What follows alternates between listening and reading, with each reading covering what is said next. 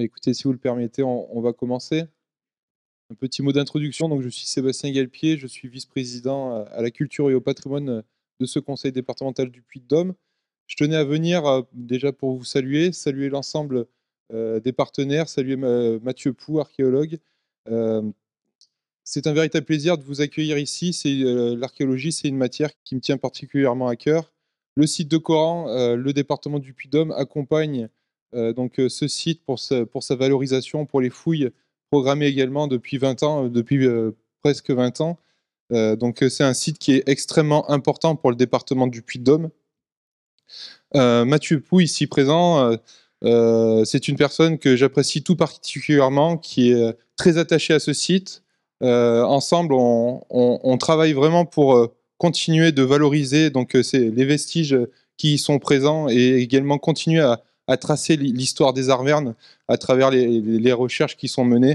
En ce sens, cette année, on croise les doigts, normalement c'est bon, mais normalement on reprend les fouilles cette année après 3 années d'arrêt des fouilles. Donc cette année, normalement, on a une nouvelle campagne de fouilles sur Coran. C'est quelque chose qui nous tient particulièrement à cœur. Parce que on a besoin pour comprendre ces sites de recherche fondamentale. Quand on comprend Coran, en réalité, on cherche également pour comprendre les autres sites archéologiques du département du Puy-de-Dôme, que ce soit Gondol, que ce soit Gergovie et tous les sites arvernes associés. On essaie de comprendre l'ensemble. C'est un ensemble qu'on essaie de comprendre, comment sont les interactions entre ces sites, comment les arvernes étaient organisés, si Coran était le pôle politique et économique à l'époque gauloise, avant la guerre des Gaules. Voilà, c'est tout ce travail-là qu'on essaye de valoriser avec le département du Puy-de-Dôme dans le cadre du GIP Gergovie. Donc le GIP Gergovie, c'est le groupement d'intérêt public pour lequel la région, le département, Mont d'Arverne Communauté et d'autres encore partenaires institutionnels sont impliqués pour la valorisation de la civilisation gauloise.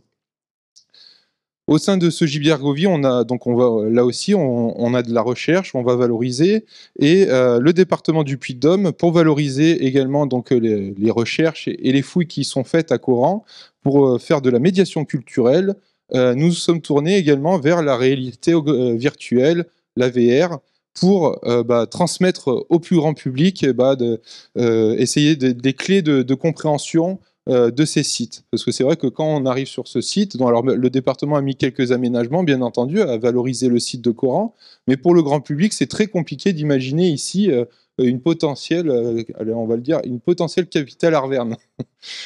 Donc c'est très compliqué de s'imaginer. On voit, moi je vais souvent sur le site pour le département, bien entendu, mais aussi à titre personnel pour me promener en famille. C'est vraiment un site qui est extraordinaire pour sa nature et aussi pour tout ce que ça représente historiquement. Et c'est vrai que c'est très compliqué de s'imaginer ici une ancienne capitale arverne avec un amphi, avec un amphithéâtre, avec son coin pour les artisans, potentiellement un coin où on frappait monnaie également. Enfin voilà, c'est très compliqué de se représenter tout ça, et c'est surtout un site qui est riche parce qu'il a toujours été occupé par l'homme, à cette époque-là, de l'âge du bronze jusqu'au gallo-romain en tout cas. Donc voilà, tout ça, Mathieu Pou va vous l'expliquer mieux que moi, à mon avis. Je n'ai pas fait de thèse en archéologie, pas encore. Mais en tout cas, il vous l'expliquera mieux que moi. Il sera accompagné, bien entendu, des personnes qui s'occupent également donc, il y a Nicolas Cailleret, modélisateur 3D pour la société Courju Productions. Il y aura également David Geoffroy, auteur et réalisateur de films archéologiques pour Courju Productions, qui collabore avec le département et avec Mathieu Pou pour la valorisation de ces sites arvernes. Et il y aura également Didier Théry, notre 4e intervenant, concepteur d'expériences immersives, qui a développé une visite en réalité virtuelle et augmentée de l'oppidum de Coran, en collaboration avec les équipes du musée archéologique de la Bâtée de Gergovie et celle du service des sites archéologiques du département. Voilà, beaucoup de beau monde.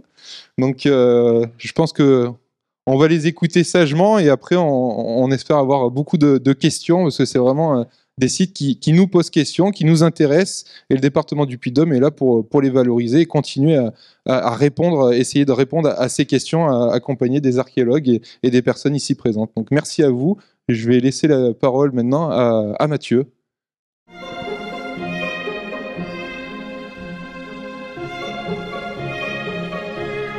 Au nom de mes 3 camarades, parce qu'il faut préciser que c'est bien une conférence à 4 voix, et mes amis sont venus de loin, encore plus loin que moi, pour ces conférences, notre temps de parole va être partagé, minuté, même comme dans les débats électoraux. Donc je tiens à remercier le département et les messages de Clermont pour l'invitation à donner cette conférence. Une conférence qui ne portera absolument pas sur le fond.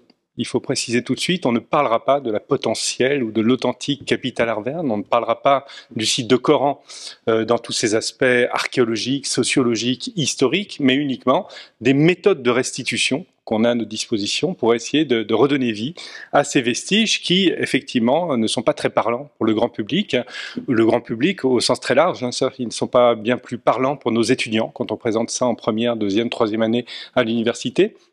Et donc, on va essayer de regarder ensemble par quel procédé, par quelle méthode, on arrive au résultat que vous avez sous les yeux.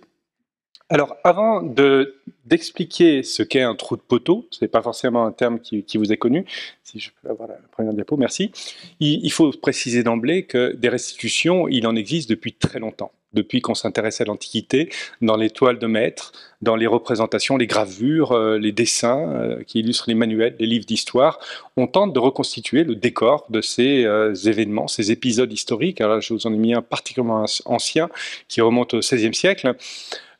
Pendant très longtemps, on s'est contenté d'ajouter des décors, des jolis décors, sans se soucier absolument pas de la véracité de ce qu'on présentait.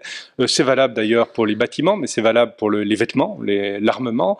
Il s'agissait simplement d'illustrer. Et on ne se souciait absolument pas de l'authenticité des objets. L'archéologie n'était pas encore née. L'archéologie, comme vous le savez, a véritablement conquis ses lettres de noblesse en tant que discipline scientifique au XIXe siècle, diapositive suivante, avec les fouilles de Pompéi, pour ce qui est de l'époque romaine. Et il faut bien dire que quand on fait l'archéologie romaine, tout est facile. Les villes romaines sont connues depuis 2 siècles, parfaitement, les espaces publics, les habitats, etc. Et puis, les Romains construisant avec des techniques de maçonnerie, de la pierre liée au mortier, de la pierre de taille, eh bien tout est conservé. Les murs, les colonnes, et la restitution que vous avez en haut à droite de l'image, eh bien, elle est relativement fidèle à ce qui a été découvert en fouille, mais on n'a pas besoin de faire un effort d'imagination particulier pour restituer justement les colonnades, les temples, les édifices. Diapositive suivante. D'autant plus que certains de ces édifices sont intégralement conservés, comme la maison carrée à Nîmes, à gauche. On dispose aussi de sources iconographiques, d'images qui représentent les bâtiments. Vous l'aurez compris, quand on travaille sur l'époque gauloise, on n'a absolument rien de tout ça. Diapositive suivante. Une ville gauloise, aussi importante soit-elle, se présente comme un gruyère. Alors, je n'aime pas cette expression parce que je suis d'origine suisse et le gruyère n'a pas de trou, comme vous le savez, donc plutôt un emmental. C'est un terrain un peu lunaire, criblé de fosses, de trous, de tranchées longilignes qui s'entrecroisent, qui se recoupent. C'est extrêmement complexe. Alors, quand on prend un petit peu de hauteur avec un drone, on voit un petit peu mieux comment ces choses-là s'organisent. Mais au sol, c'est assez déconcertant et c'est surtout très difficile à restituer, évidemment. À restituer de façon virtuelle, mais aussi restituer tout court. C'est-à-dire que si on veut restituer les bâtiments que vous avez sous les yeux, il faut tout reconstruire à 99%. Il n'y a plus que des fantômes. C'est une véritable ville fantôme. Alors parfois, on a, un petit peu comme à l'époque romaine, des sols en pierre qui ne sont pas liés au mortier, ou alors qui utilisent des amphores, des tessons d'amphores, avec des bâtiments qui se dessinent, mais ça n'est pas beaucoup plus parlant pour le grand public, et pour les archéologues non plus, il faut bien le reconnaître. Diapositive suivante. Alors, le trou de poteau, le voici.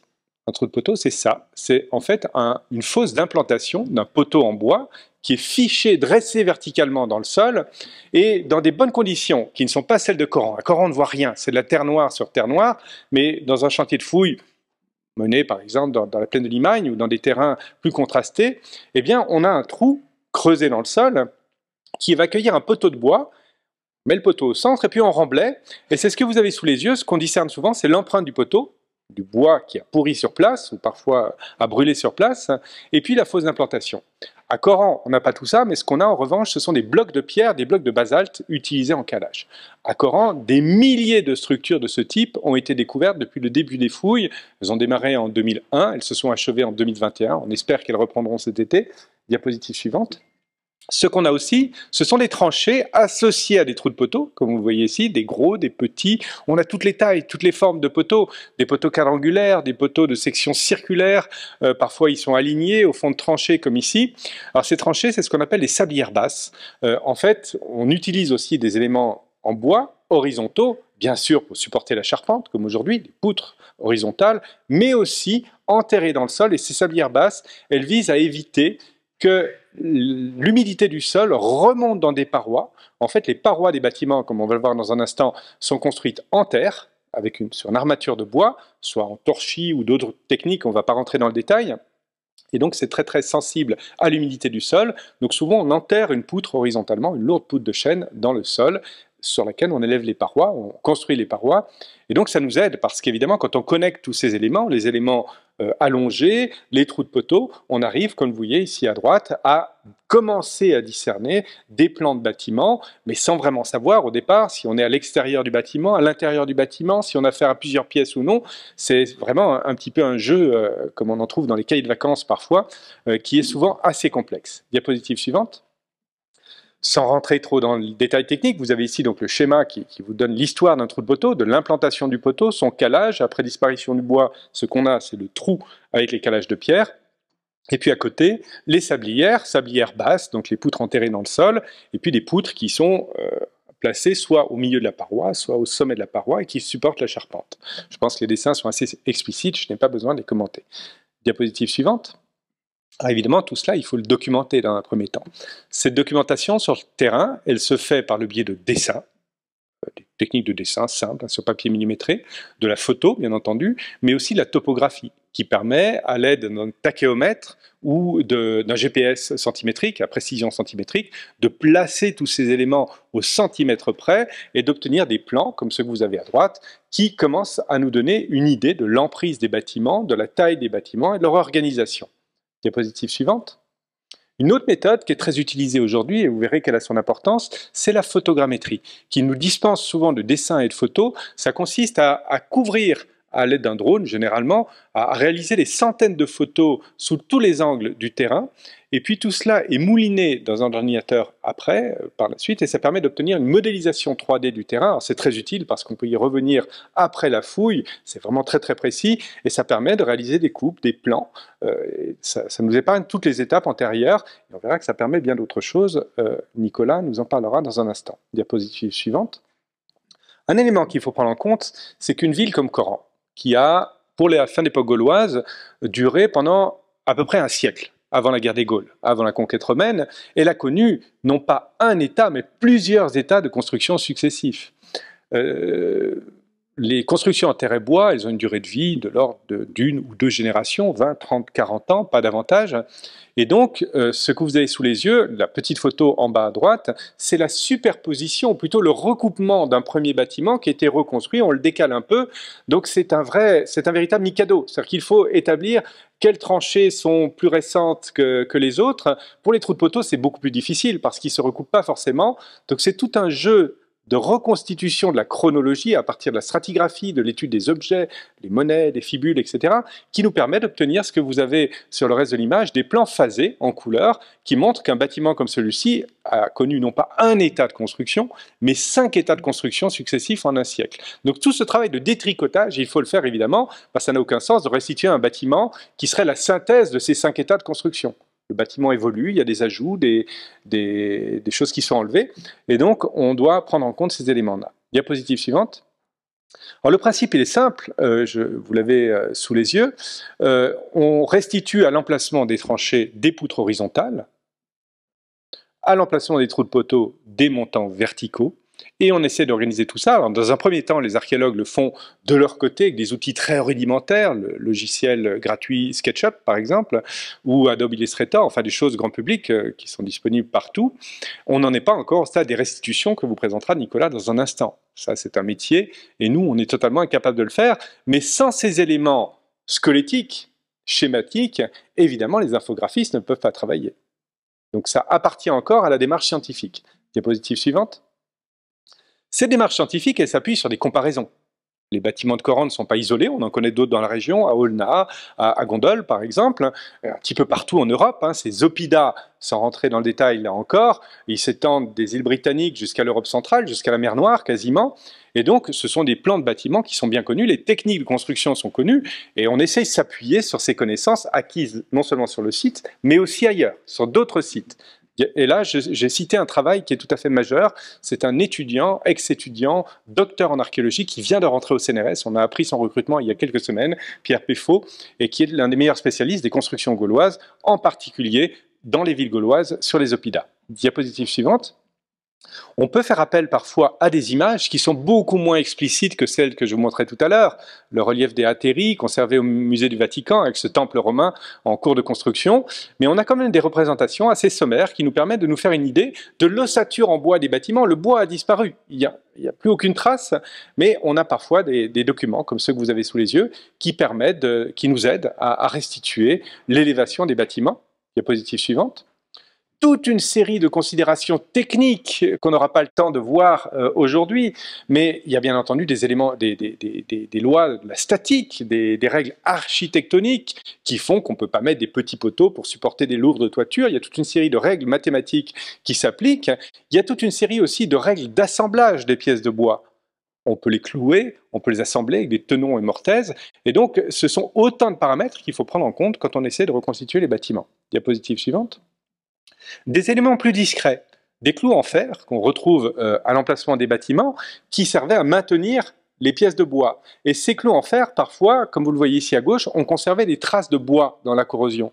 Et l'analyse de ces traces de bois, c'est fait par des sous-espèces d'archéologues qu'on appelle les xylologues, eh bien, permet d'identifier l'essence utilisée, chêne, hêtre, etc. On trouve aussi parfois des éléments de toiture, des tuiles. On trouve des éléments de terre brûlée. La terre ne se conserve pas sauf si elle est calcinée. Et parfois, il arrive que ces bâtiments brûlent accidentellement, soient incendiés. Et dans ce cas, on a des éléments de parois de terre qui conservent, je vous le montrerai dans un instant, des éléments parfois des pièces de bois sur lesquelles ils étaient appliqués. Et puis, comme ici, vous voyez les petits éléments de pigments rouges qui permettent de dire que certains bâtiments étaient peints de couleurs vives, comme à l'époque romaine. Et donc, c'est ce type de découverte qui nous permet de peindre les bâtiments, de leur donner des couleurs. Et ça aide bien Nicolas, par exemple, pour égayer un petit peu ce centre-ville. Diapositive suivante. D'autres détails auxquels on ne pense pas forcément, mais la question des accès, des portes. Là, c'est les découvertes d'objets qui permettent d'aller un petit peu plus loin, puisqu'on a retrouvé, vous avez une carte sous les yeux, alors vous voyez à quel point un plan comme celui-ci n'est pas facile à comprendre. En soi. Les archéologues arrivent à le lire très bien. C'est un plan du centre-ville de Coran et tous les points rouges et de couleurs que vous avez sont les éléments d'huisserie. Clés, plaques de serrure, des éléments de gonds de porte, de renforts de porte. Évidemment, l'emplacement de ces découvertes de gonds de porte ou de serrure ou de clés eh bien, nous permet de restituer les portes.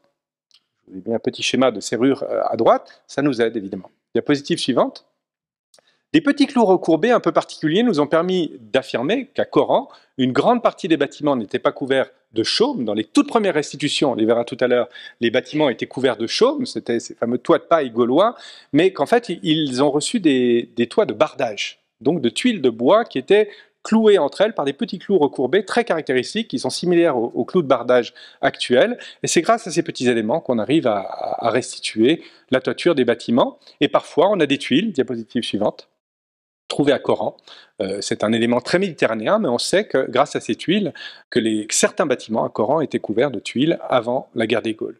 Diapositive suivante. Et puis, il faut penser évidemment à tous les aménagements intérieurs et extérieurs de la maison. J'en ai mis un exemple ici, hein, les caves, les celliers, les puits, les citernes, toute une série d'éléments qui participent de l'aménagement interne des bâtiments et qu'il faut restituer. Voilà pour les découvertes archéologiques. Et qu'est-ce qu'il reste? Oui, alors ça c'est simplement un petit clin d'œil parce qu'on n'en parlera pas a priori aujourd'hui, mais tout ce que je vous ai présenté là, ici, ça fonctionne évidemment pour les bâtiments d'habitat, ça fonctionne pour les bâtiments publics, on verra l'exemple du sanctuaire dans un instant, mais ça fonctionne aussi pour les remparts, et Nicolas, entre autres, a restitué, donc il y a 2 ans, ce rempart qu'on a découvert en 2021. Et ce qui est assez, je terminerai par ça, ce qui est assez intéressant, c'est de noter qu'aujourd'hui, ce travail il se fait presque en simultané. À peine la fouille achevée, que Nicolas se met déjà au travail. Et on verra tout à l'heure, je reprendrai la parole brièvement tout à l'heure, à quel point le fait de réaliser les restitutions pratiquement en temps réel, pas pendant la fouille, mais juste après la fouille, nous aide aussi dans nos interprétations et dans nos analyses. Voilà, j'en termine là.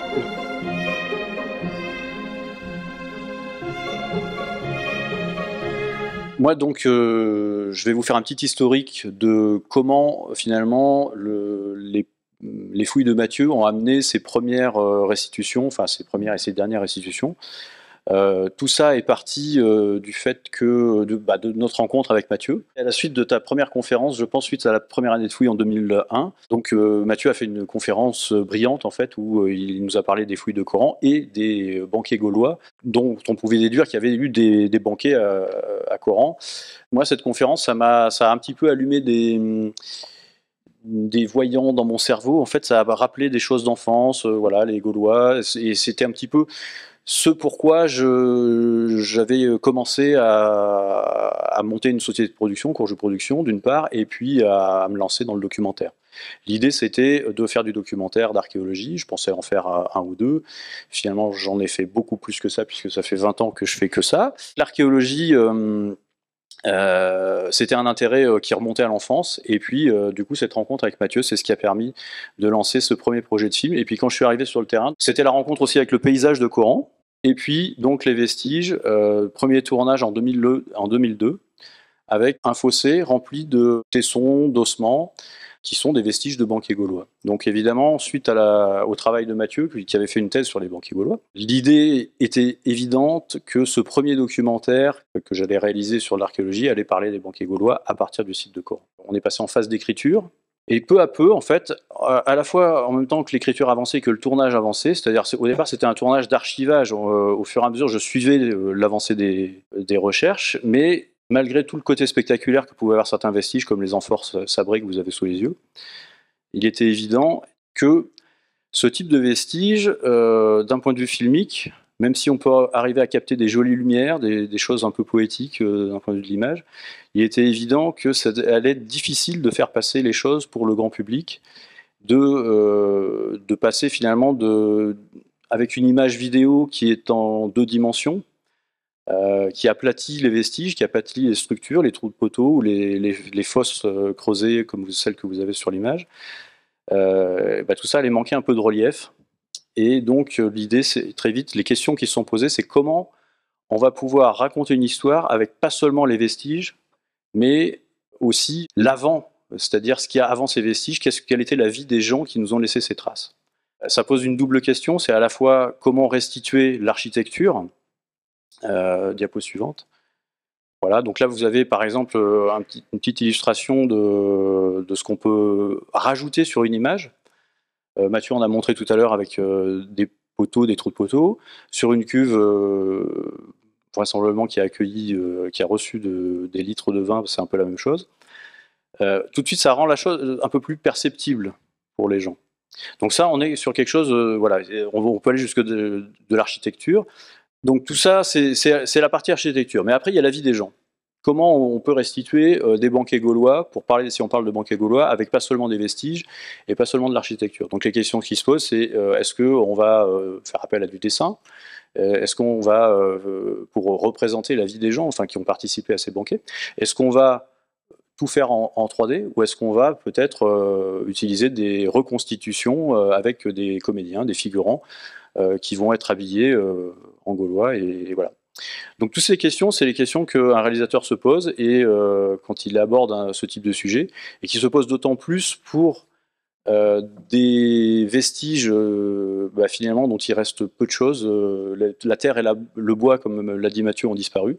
On n'est pas sur de l'architecture en dur qui est restée, qui est parvenue jusqu'à nous, comme nous a montré aussi Mathieu la maison carrée à Nîmes, ou comme évidemment on pense souvent aux pyramides d'Égypte dès qu'on parle d'archéologie. Donc il devient assez évident très vite que pour donner à voir au public dans un film les vestiges, enfin à quoi pouvaient ressembler ces vestiges à l'époque, en fait, la 3D devient un outil important. La 3D d'une part, et donc le choix qui a été fait pour le premier film qui a été réalisé, il y a 2 films qui ont été réalisés quasiment simultanément. Diapo suivante, du coup, voilà. Le premier aurait dû être Les Festins de Luyerne, donc le 52 minutes de la destination télé que je souhaitais faire suite à tout ça. Et finalement, le premier n'a pas été Les Festins de Luyerne, mais le 20 des Festins, puisque il y a eu un projet entre-temps d'exposition temporaire au Musée gallo-romain de Lyon. Et ce film a pu voir le jour et qui a vu justement la première restitution 3D du site de Coran, en tout cas à l'époque du sanctuaire de Coran, qui avait accueilli ces fameux banquiers gaulois. Diapo suivante. Et donc voilà, là, réponse à la deuxième question qui se posait, c'était comment on représente la vie des gens à l'époque. Donc le choix qui a été fait, c'était d'aller tourner des images au parc archéologique de Bénac, en Dordogne, avec des troupes de reconstitution qui ont joué le rôle des Gaulois pour restituer un peu ces ambiances de banquet. Et donc aussi restituer les gestes du sabrage d'amphores. Donc vous avez vu tout à l'heure les cols d'amphores décapités qui étaient autour des cuves. Et là, le geste, diapo suivante, voilà. Diapo suivante. Voilà, donc c'est un choix qui à l'époque était évident parce que c'était difficile de faire autrement pour représenter la vie des gens que d'utiliser des comédiens.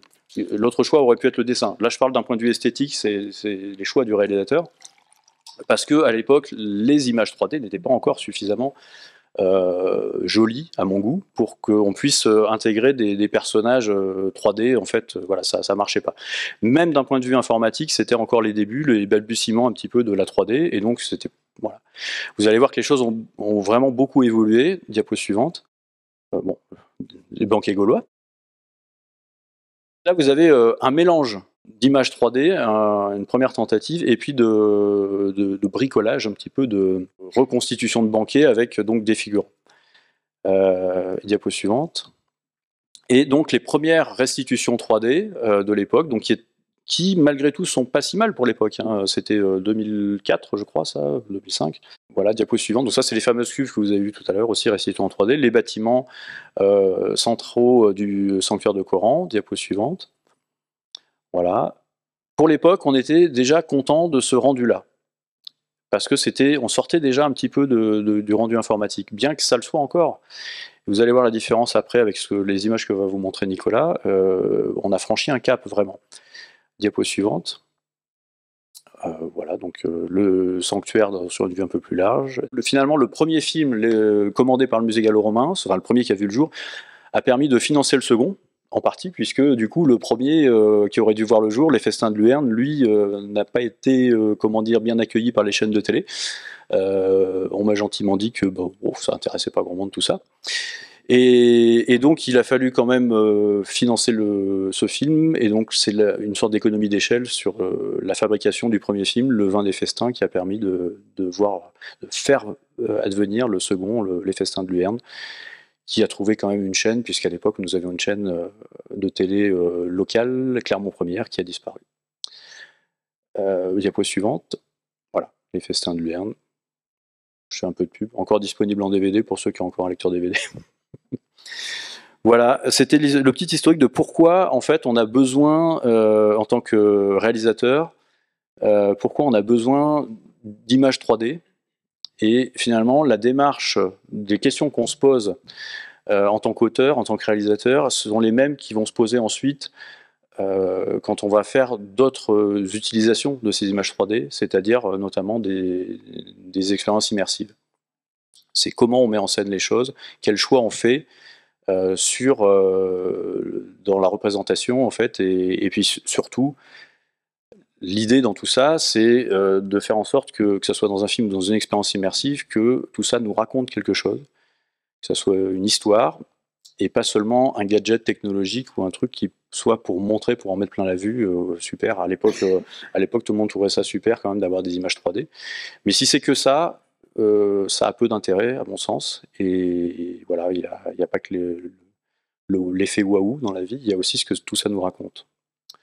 Voilà, diapo suivante, je pense que j'arrive au bout. On a quelques images de l'évolution du site en fait, donc il y a pas mal d'infographistes avant Nicolas qui ont travaillé successivement sur ces restitutions 3D. Donc ça, c'était la version de Mathieu Ciavarella. Voilà, les logiciels depuis ont changé, et puis Nicolas a repris la main et a largement augmenté les choses, à la fois en termes de quantité d'architecture restituée et aussi en qualité esthétique, puisque les logiciels aujourd'hui permettent de faire des choses qui étaient impossibles à l'époque. Diapo suivante. Voilà, une vue large du sanctuaire de Coran. Et on doit avoir juste après, voilà, une vue plus large. Donc ça, ces images-là doivent dater de 2010, si je ne dis pas de bêtises, autour de 2010. Et Nico va prendre la main pour nous montrer maintenant les nouvelles versions, comment il en arrive à un résultat qui esthétiquement n'a plus rien à voir.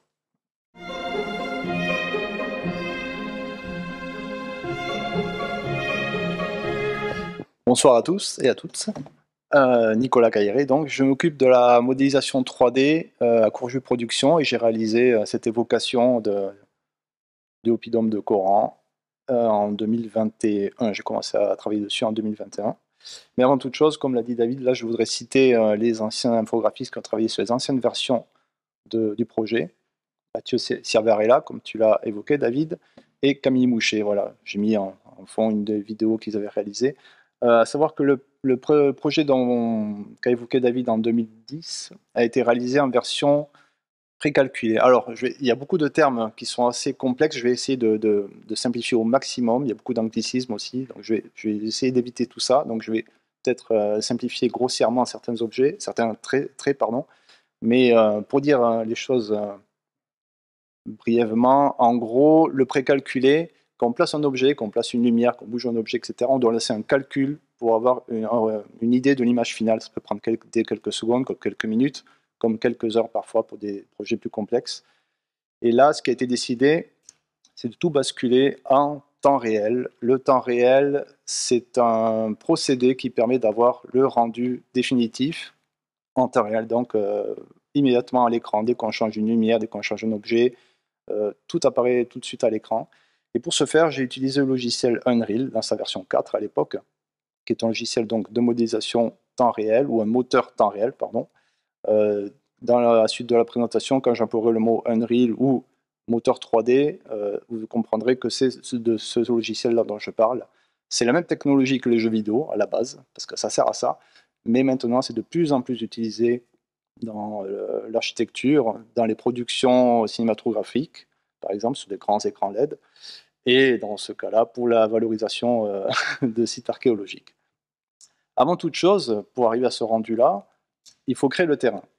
Pour créer le terrain, j'ai utilisé un logiciel gratuit de cartographie qui s'appelle QGIS. Alors c'est une usine à gaz, personnellement je n'y comprends pas grand-chose, mais j'ai un petit peu de chance car il y a une petite extension qui existe, qui est faite pour piocher un endroit précis, ici le plateau donc, et l'exporter de façon compréhensible, entre guillemets, pour le logiciel de moteur 3D Unreal, c'est-à-dire la version compréhensible, c'est une image comme ça, qui n'est pas très folichonne, c'est vrai, comme ça au premier abord, mais en gros c'est une image de valeur en noir et blanc, et le moteur 3D Unreal interprète ça comme des valeurs de volume et de relief.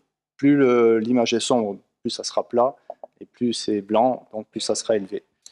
J'importe ça ensuite dans le moteur sur une scène vierge, tout à fait noire, et voilà ce que ça donne. Voilà. Et j'ai appliqué par-dessus un matériau, une texture, une image, en gros, pour parler simplement, là c'est de l'herbe toute simple, mais qui un matériau spécifique pour le terrain qui me permet de peindre plusieurs textures séparées. Par exemple, j'ai une texture de chemin clair, de terre boueuse, tessons d'amphore. Il reste, on ne les voit pas à l'image, des cailloutis, etc., etc. C'est peint à la main.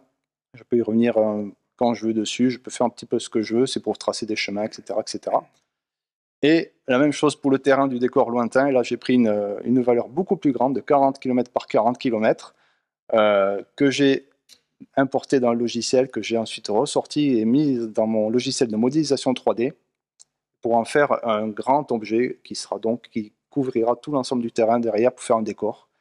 J'ai simplifié sa modélisation qui était complexe à la base et que j'ai simplifié. J'ai appliqué une image texture standard que j'ai pris de Google Earth, que j'ai repeinte pour faire un petit peu de forêt, de nature, tout ça, toute simple, que j'ai plaqué dessus. J'ai réimporté ça dans Unreal. Ça donnait ceci. Le plateau est intégré et le décor est intégré également. Et le ciel est intégré aussi. Le ciel est tout joli, tout beau. Voilà maintenant comment j'ai procédé à l'éclairage de la scène. Par défaut, Unreal, le moteur 3D donc, a un système de ciel volumétrique, le plus récent qui existe, qui est très sympathique, vraiment très, très joli, un rendu très, très correct et des effets d'atmosphère pardon, qui sont très réalistes, des levées, couchers de soleil qu'on peut avoir de façon très réaliste, mais il n'y a pas beaucoup de contrôle dessus. Moi, je veux avoir vraiment du contrôle parce que le rendu final impliquait peut-être d'avoir des éclairages différents, lever de soleil, coucher de soleil, etc. etc. J'utilise une extension qui est très très complète au niveau des options, qui permet d'avoir des nuages totalement volumétriques. On peut monter, les voir dans tous les sens. Je peux influer mais il y a un rendu jour-nuit, un cycle jour-nuit, voilà, des couchers de soleil réalistes. Je crois que la Lune arrive. Alors, ignorez l'axe de la Lune qui est mal placé là, parce qu'elle est sur le même axe que le Soleil, c'est juste pour la présentation. Et en plus de tout ça, je crois que je vais montrer, si j'avance un petit peu, là, je peux changer la densité des nuages, voilà, avec l'éclairage qui réagit de façon réaliste en temps réel. Maintenant, une fois qu'on a fait tout ça, on va commencer à travailler sur la zone et travailler le terrain pour placer les bâtiments principaux, les voies, etc. etc.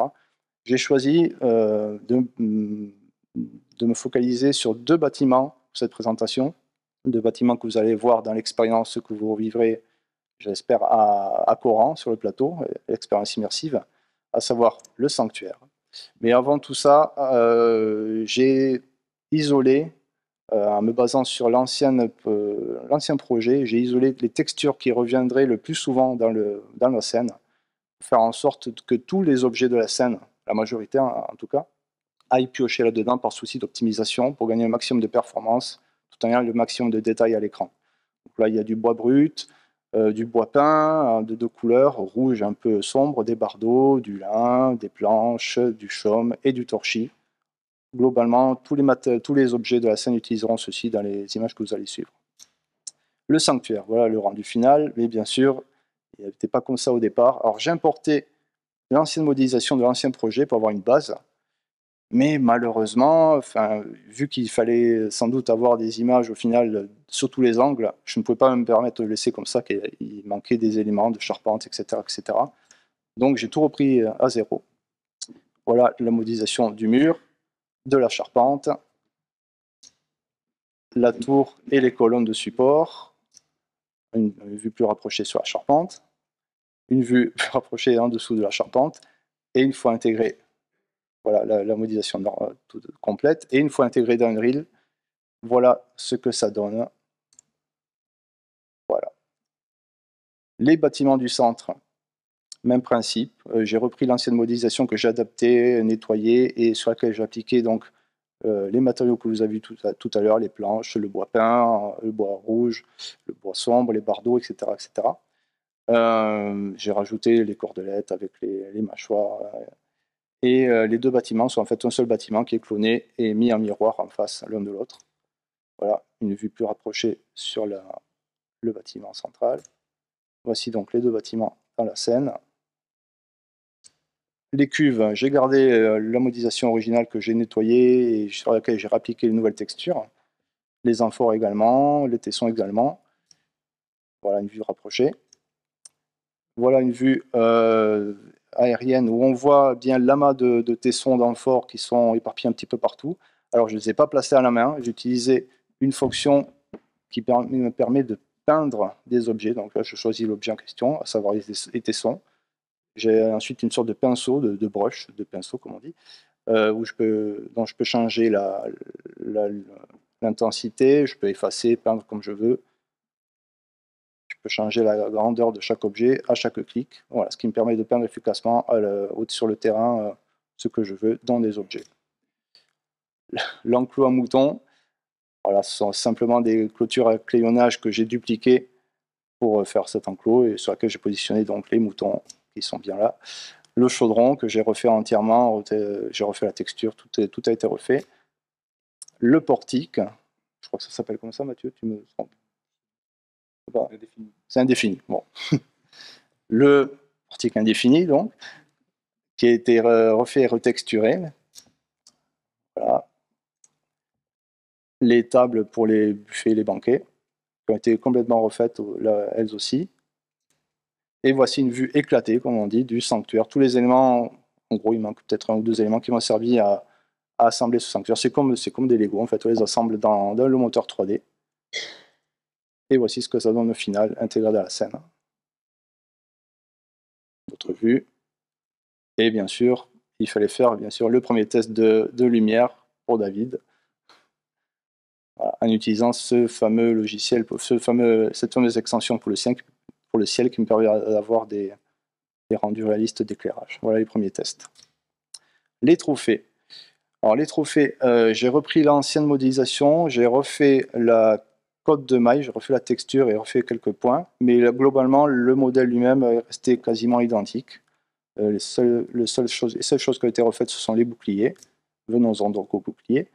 Boucliers qui ont été complètement refaits à zéro, avec une nouvelle texture et plusieurs variations que vous pouvez voir là. Voilà. Je me suis inspiré de diverses références que David m'avait fournies pour faire les motifs. Une vue plus rapprochée. Voilà.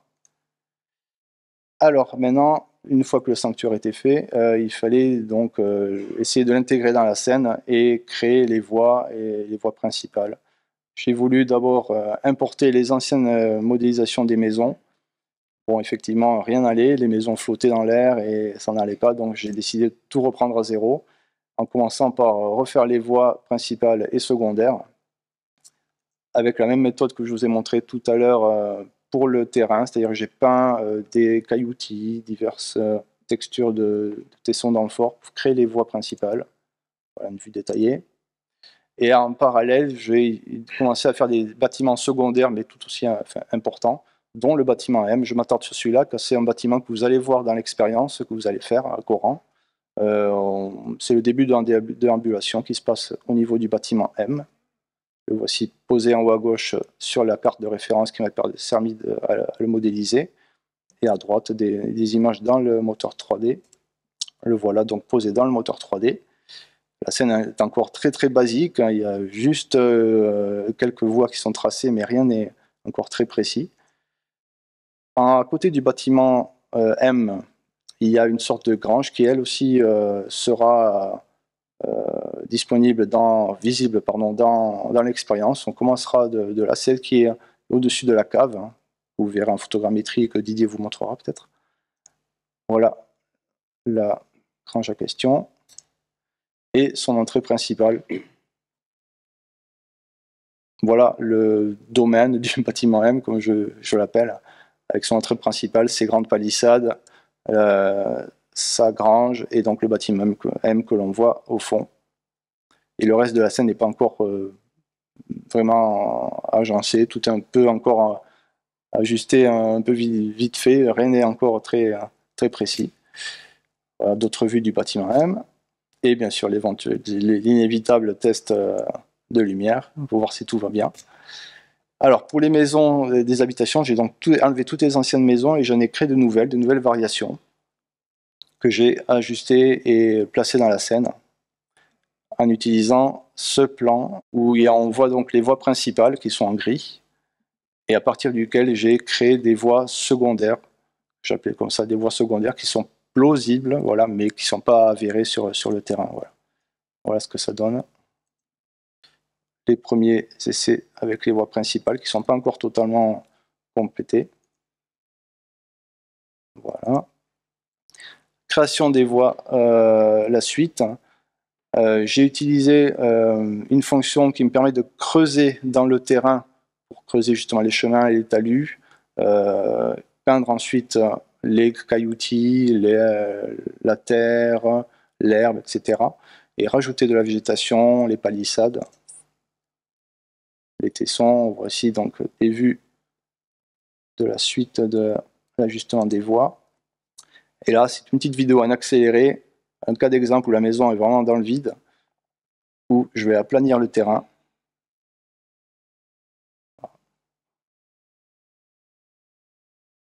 Voilà, j'aplanis le terrain, je commence à tracer. Voilà, je vais commencer à tracer un petit chemin.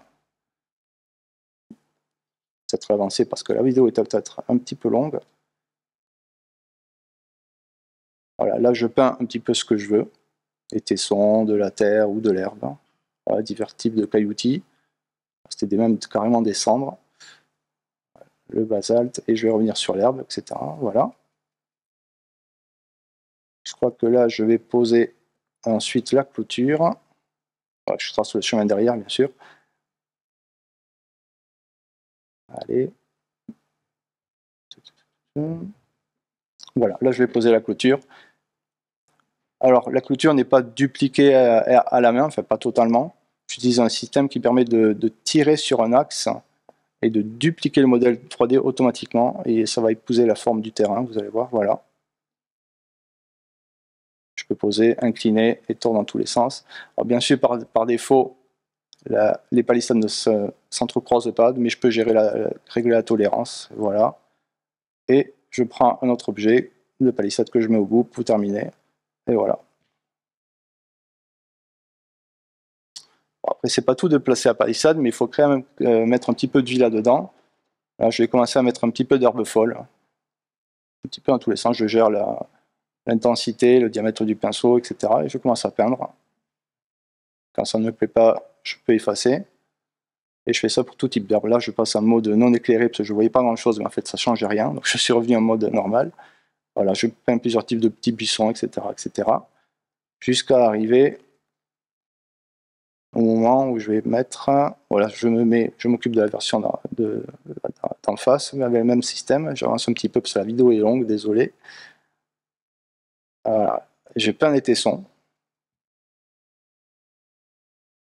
J'applique des modèles d'amphores, voilà. J'ai voulu créer une petite histoire dans cet endroit-là, comme si un chariot d'amphores s'était renversé et les amphores s'étaient brisées. Là, je vais déposer les modèles de charrette, je pense, maintenant. Voilà. Je vais avancer un petit peu. Voilà. Voilà, c'est juste des éléments qu'on place, qu'on duplique dans la scène pour créer quelque chose de peu près vraisemblable. Là, je vais peindre, je crois, les arbres. Hein. De petits arbres, voilà, des petits arbustes. Voilà, globalement, comment je fais pour faire mes scènes. Voilà. Un petit mot sur les étals, bien sûr, qui peuplent tout le tour de la place du marché. Finalisation de la scène. Et là, on utilise les mêmes systèmes que je vous ai montré tout à l'heure. Je peins la végétation, je crée les voies secondaires, je duplique les aimants, j'ajuste le terrain. Et en grossissant forcément les choses que je fais, parce que ça prend énormément de temps, c'est très très très chronophage. Et au final, on obtient ceci après plusieurs semaines, plusieurs mois de travail. Des vues d'ensemble, une vue plus éloignée du plateau, encore plus éloignée. Le bâtiment M, on voit l'arrière du bâtiment M, le sanctuaire au fond. Les grands poteaux avec les trophées qui sont au bord de la place du marché. Ça, c'est le quartier ouest, l'arrière du sanctuaire. L'hémicycle, dont on n'a pas eu le temps de parler, malheureusement. Une vue à l'intérieur du sanctuaire. La source, dont on n'a pas eu le temps de parler également. Et les panneaux que vous pouvez voir sur place, là-bas. Alors, je vais faire pause un moment. Désolé pour la caméra tremblante. Voilà les panneaux que vous pouvez voir sur le site de Coran. Je vais faire pause pour la bonne et simple raison. À ce moment-là, voilà. Ici, vous avez 3 rendus différents sur les 3 époques différentes. Âge de bronze, âge de fer et occupation romaine. Je me suis occupé de la version âge de fer, mais la version de base du terrain, je l'ai fournie à mes 2 collègues qui sont occupés de la version bronze et époque romaine. Mathieu Mondou pour l'époque bronze et Gilles Sauvestre pour la version romaine. Voilà. Et je ne pouvais pas résister à faire bien sûr une petite vidéo de présentation du projet final que j'avais d'abord réalisé pour mon portfolio, pour mon portfolio, mais en prenant des séquences vidéo que j'avais réalisées aussi pour David, en mélangeant certains éclairages, certaines présentations, certains points de caméra très esthétiques. Voilà. Je vais peut-être pas la laisser en entier parce qu'elle fait plus de 3 minutes. Voilà, on peut voir ça sur tous les angles. Si vous cherchez Coran 3D sur YouTube, vous pouvez voir la vidéo en entier et en musique. Voilà pour moi. Je vais laisser le micro maintenant à Didier.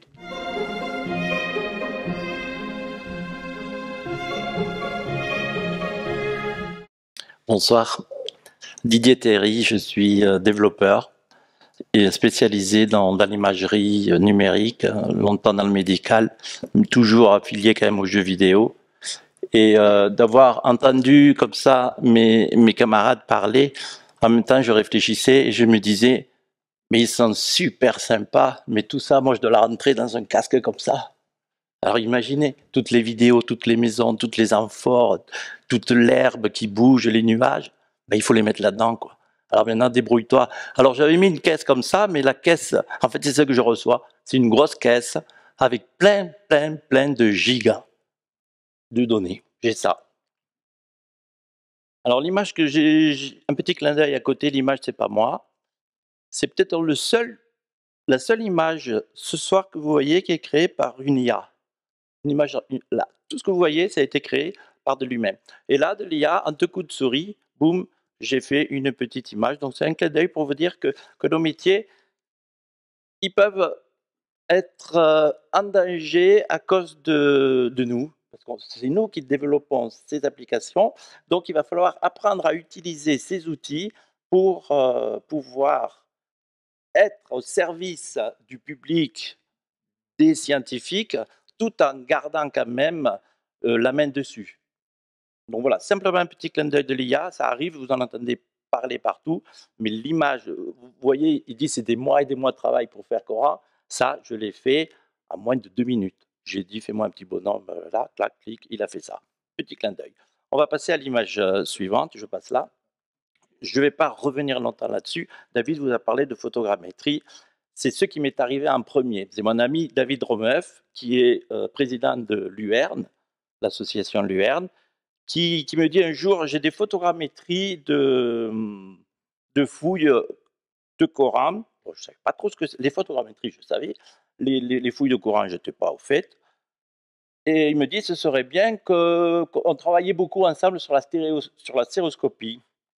Et il savait que je travaillais sur l'imagerie 3D et sur la réalité augmentée. Et il me dit, ce serait sympa qu'on puisse faire des photogrammétries en réalité augmentée. Donc, à l'époque, quand il me disait ça, la seule réalité augmentée qu'on pouvait faire, c'était simplement sur des téléphones, sur des smartphones, donc avec des toutes petites puces qui ne sont pas prévues au départ pour faire ces calculs. Donc, j'ai dit à David, OK, on va challenger. Si on passe à l'image suivante, maintenant, je vais vous expliquer un petit peu. Ça va être assez technique, mais je vais essayer quand même de vous expliquer. Un cube en 3D. Vous avez un cube en 3D, il est composé de 8 points. Simplement. Vous avez à gauche la représentation du cube et à droite le fichier qui est sauvé sur le disque dur. C'est-à-dire là, c'est un fichier OBJ et on peut voir la correspondance des 8 points. En fait, c'est 8 coordonnées géographiques qui sont placées dans l'espace. Donc, il faut imaginer que chaque fois qu'on va bouger ce cube, l'ordinateur va calculer la position de ces 8 points en temps réel. Dessous, on va avoir les vecteurs qui correspondent donc aux lignes entre les points, et ensuite on va avoir les faces. Toutes ces informations sont calculées en temps réel. Il s'avère que pour faire de la réalité virtuelle ou de la réalité augmentée, il faut faire un rendu à 72 minimum, 72 images par seconde. Donc il faut imaginer le calcul qu'il faut pour faire bouger ce point. En une seconde, il faut avoir calculé 72 positions de ce point, du cube. Donc on va passer à l'image suivante. Sur ce cube, on va appliquer une texture. Tout à l'heure, Nico vous parlait il vous montrait plein de textures qu'il a mis. Mais ces textures-là, il faut leur donner avec ce qu'on appelle une UV map, une forme particulière qui va se coller sur les faces du modèle 3D, ici du cube. Donc on a la forme du cube et on a la forme du papier, en gros, du cellophane qu'on va mettre sur le cube pour avoir un bon rendu. On passe à l'image suivante. Voilà ce que David Romeuf me donnait à gauche. Une photogrammétrie, celle-ci n'est pas texturée. On peut voir qu'elle avait simplement 370 717 points. Il fallait que je fasse tourner à 72 images par seconde. Il fallait que je les fasse bouger. Et encore, elle n'était pas texturée. Donc, le but du jeu, peut-être vous voyez mieux que moi, il faut essayer de diminuer au maximum le nombre de points. Au maximum, pour que je puisse faire rentrer ça dans le casque. Et encore, vous imaginez, ça, c'est que la photogrammétrie. On n'a pas les bâtiments, on n'a pas les nuages, on n'a pas le ciel, vous voyez le problème. Donc déjà, on réduit au maximum le nombre de points, ce qui, par conséquent, réduit le nombre de vecteurs, parce que vous avez vu, à gauche, on a dépassé le million. Et ce qui nous intéresse quand on va travailler sur la 3D, tu me diras, Nicolas, si je me trompe, c'est le nombre de faces, en fait, le nombre de triangles. Parce que chaque fois que vous avez pratiquement, sur un cube, quand vous avez une face, l'ordinateur, lui, va calculer 2 faces, c'est-à-dire 2 triangles. Ça, c'est assez technique. On va faire de la triangulation. Moi, j'essaie de m'en passer dans mon domaine. Mais si on regarde la photogrammétrie à droite, l'image, vous voyez que on va parler du fil de fer, le squelette, il est beaucoup plus léger, beaucoup plus dense, ce qui permettra à l'ordinateur, quand on va faire des mouvements, de calculer et de faire un rendu beaucoup plus rapide. Si on peut passer à l'image suivante. Et c'est la même chose sur les textures. La texture, ça c'était un puits. Hein, et sur la texture du puits, alors, elle faisait 86 gigaoctets. Il a fallu que je la réduise à 3. Donc, vous voyez qu'il faut quand même tailler dans la masse pour essayer d'avoir le meilleur rendu possible, toujours la plus grande rapidité. Parce que le danger, si je ne vous mets pas dans un casque comme ça du 72 images par seconde, vous allez avoir une nausée. Vous n'allez pas vous sentir bien. Je ne sais pas si parmi vous, vous avez essayé des casques. Des fois, vous allez dire « Ah, je ne me sens pas bien ». La première raison, c'est que la fréquence d'affichage n'est pas assez rapide. Plus elle va être rapide, mieux elle sera acceptée. Donc là, la texture, en plus, elle était énorme, mais l'UV, si on peut voir à gauche, c'est des zones noires. Elles ne sont pas optimisées pour occuper le plus de place possible sur la texture. Donc moi, je repasse tout ça à la moulinette pour avoir une UV en bas à gauche qui corresponde le plus possible à l'occupation de l'image, pour avoir optimisé, avoir une meilleure qualité avec moins de détails. Et donc, si on passe l'image suivante, voilà, on a à gauche la photogrammétrie qui a des données scientifiques et qui servent à Mathieu et son équipe pour revenir, pour faire des mesures, pour revoir exactement. Mais moi, je suis obligé de faire quelque chose plutôt pour la médiation, c'est-à-dire qu'il doit passer dans les casques. Donc, je fais quand même une croix. C'est destructeur, mais on garde quand même le modèle original. C'est assez destructeur, mais au premier rendu, au premier coup d'œil, on ne s'aperçoit pas des détails parce qu'on ne va pas aller chercher les détails que va aller chercher un scientifique. Voilà le challenge que j'ai quand je vois arriver la grosse caisse, les gros disques durs. La première chose, c'est de mettre dans ce casque. Alors, on m'a demandé de parler un petit peu de la réalité virtuelle et des technologies immersives. Ça fait 10 ans que je travaille dessus. J'ai commencé avec le Kickstarter, c'est-à-dire sur une participation, financement participatif sur le premier casque qui est devenu maintenant Meta, qui a été racheté par Facebook. Au départ, c'était un Oculus.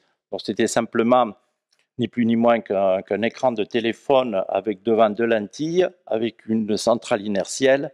Il n'y avait aucun référentiel extérieur. On mettait ce casque, on branchait sur un ordinateur, bien sûr, on tournait la tête et puis on pouvait voir un environnement sphérique. On était dans une sphère en 3D et on pouvait voir un environnement. C'était révolutionnaire parce que j'avais déjà essayé des lunettes avant où les écrans ils étaient comme ça en face des yeux et si on bougeait, les écrans restaient. Il n'y avait pas la dynamique qu'on avait sur un casque de réalité virtuelle. 10 ans plus tard, on est sur des casques autonomes. Donc, ça veut dire que l'ordinateur est inclus dans le casque, les cartes graphiques, on est sur des résolutions qui sont 6 fois plus grosses que ce qu'on avait à l'époque.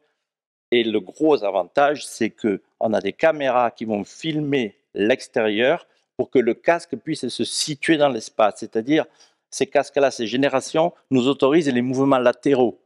L'autre casque, on était enfermé au cœur d'une sphère. Là, maintenant, je peux me déplacer dans l'espace parce que les caméras filment le terrain en temps réel et se repositionnent chaque fois. À chaque mouvement, le casque se repositionne grâce aux caméras. Mais donc, il faut aussi penser que tous ces mouvements consomment de la ressource au microprocesseur. Donc, il faut optimiser aussi les rendus derrière en fonction de tous ces paramètres. Quelque chose qui est intéressant, c'est que ces caméras-là, les toutes premières qu'elles avaient, elles filmaient simplement pour optimiser justement le rendu, on filmait en infrarouge. On avait simplement des valeurs infrarouges qui permettaient d'alléger le traitement calcul, mais qui permettaient de positionner. Les processeurs ont augmenté et ces caméras, on leur a mis un filtre RGB, couleur pour avoir la couleur, et on s'est dit, si on peut avoir la caméra qui filme, pourquoi à ce moment-là, on ne renvoie pas l'image qui est filmée à l'intérieur du casque? Chose qui a été faite sur le casque, sur les deux casques que vous avez là. Et c'est là qu'on touche la différence entre la réalité virtuelle et la réalité augmentée. On va être dans la réalité mixte.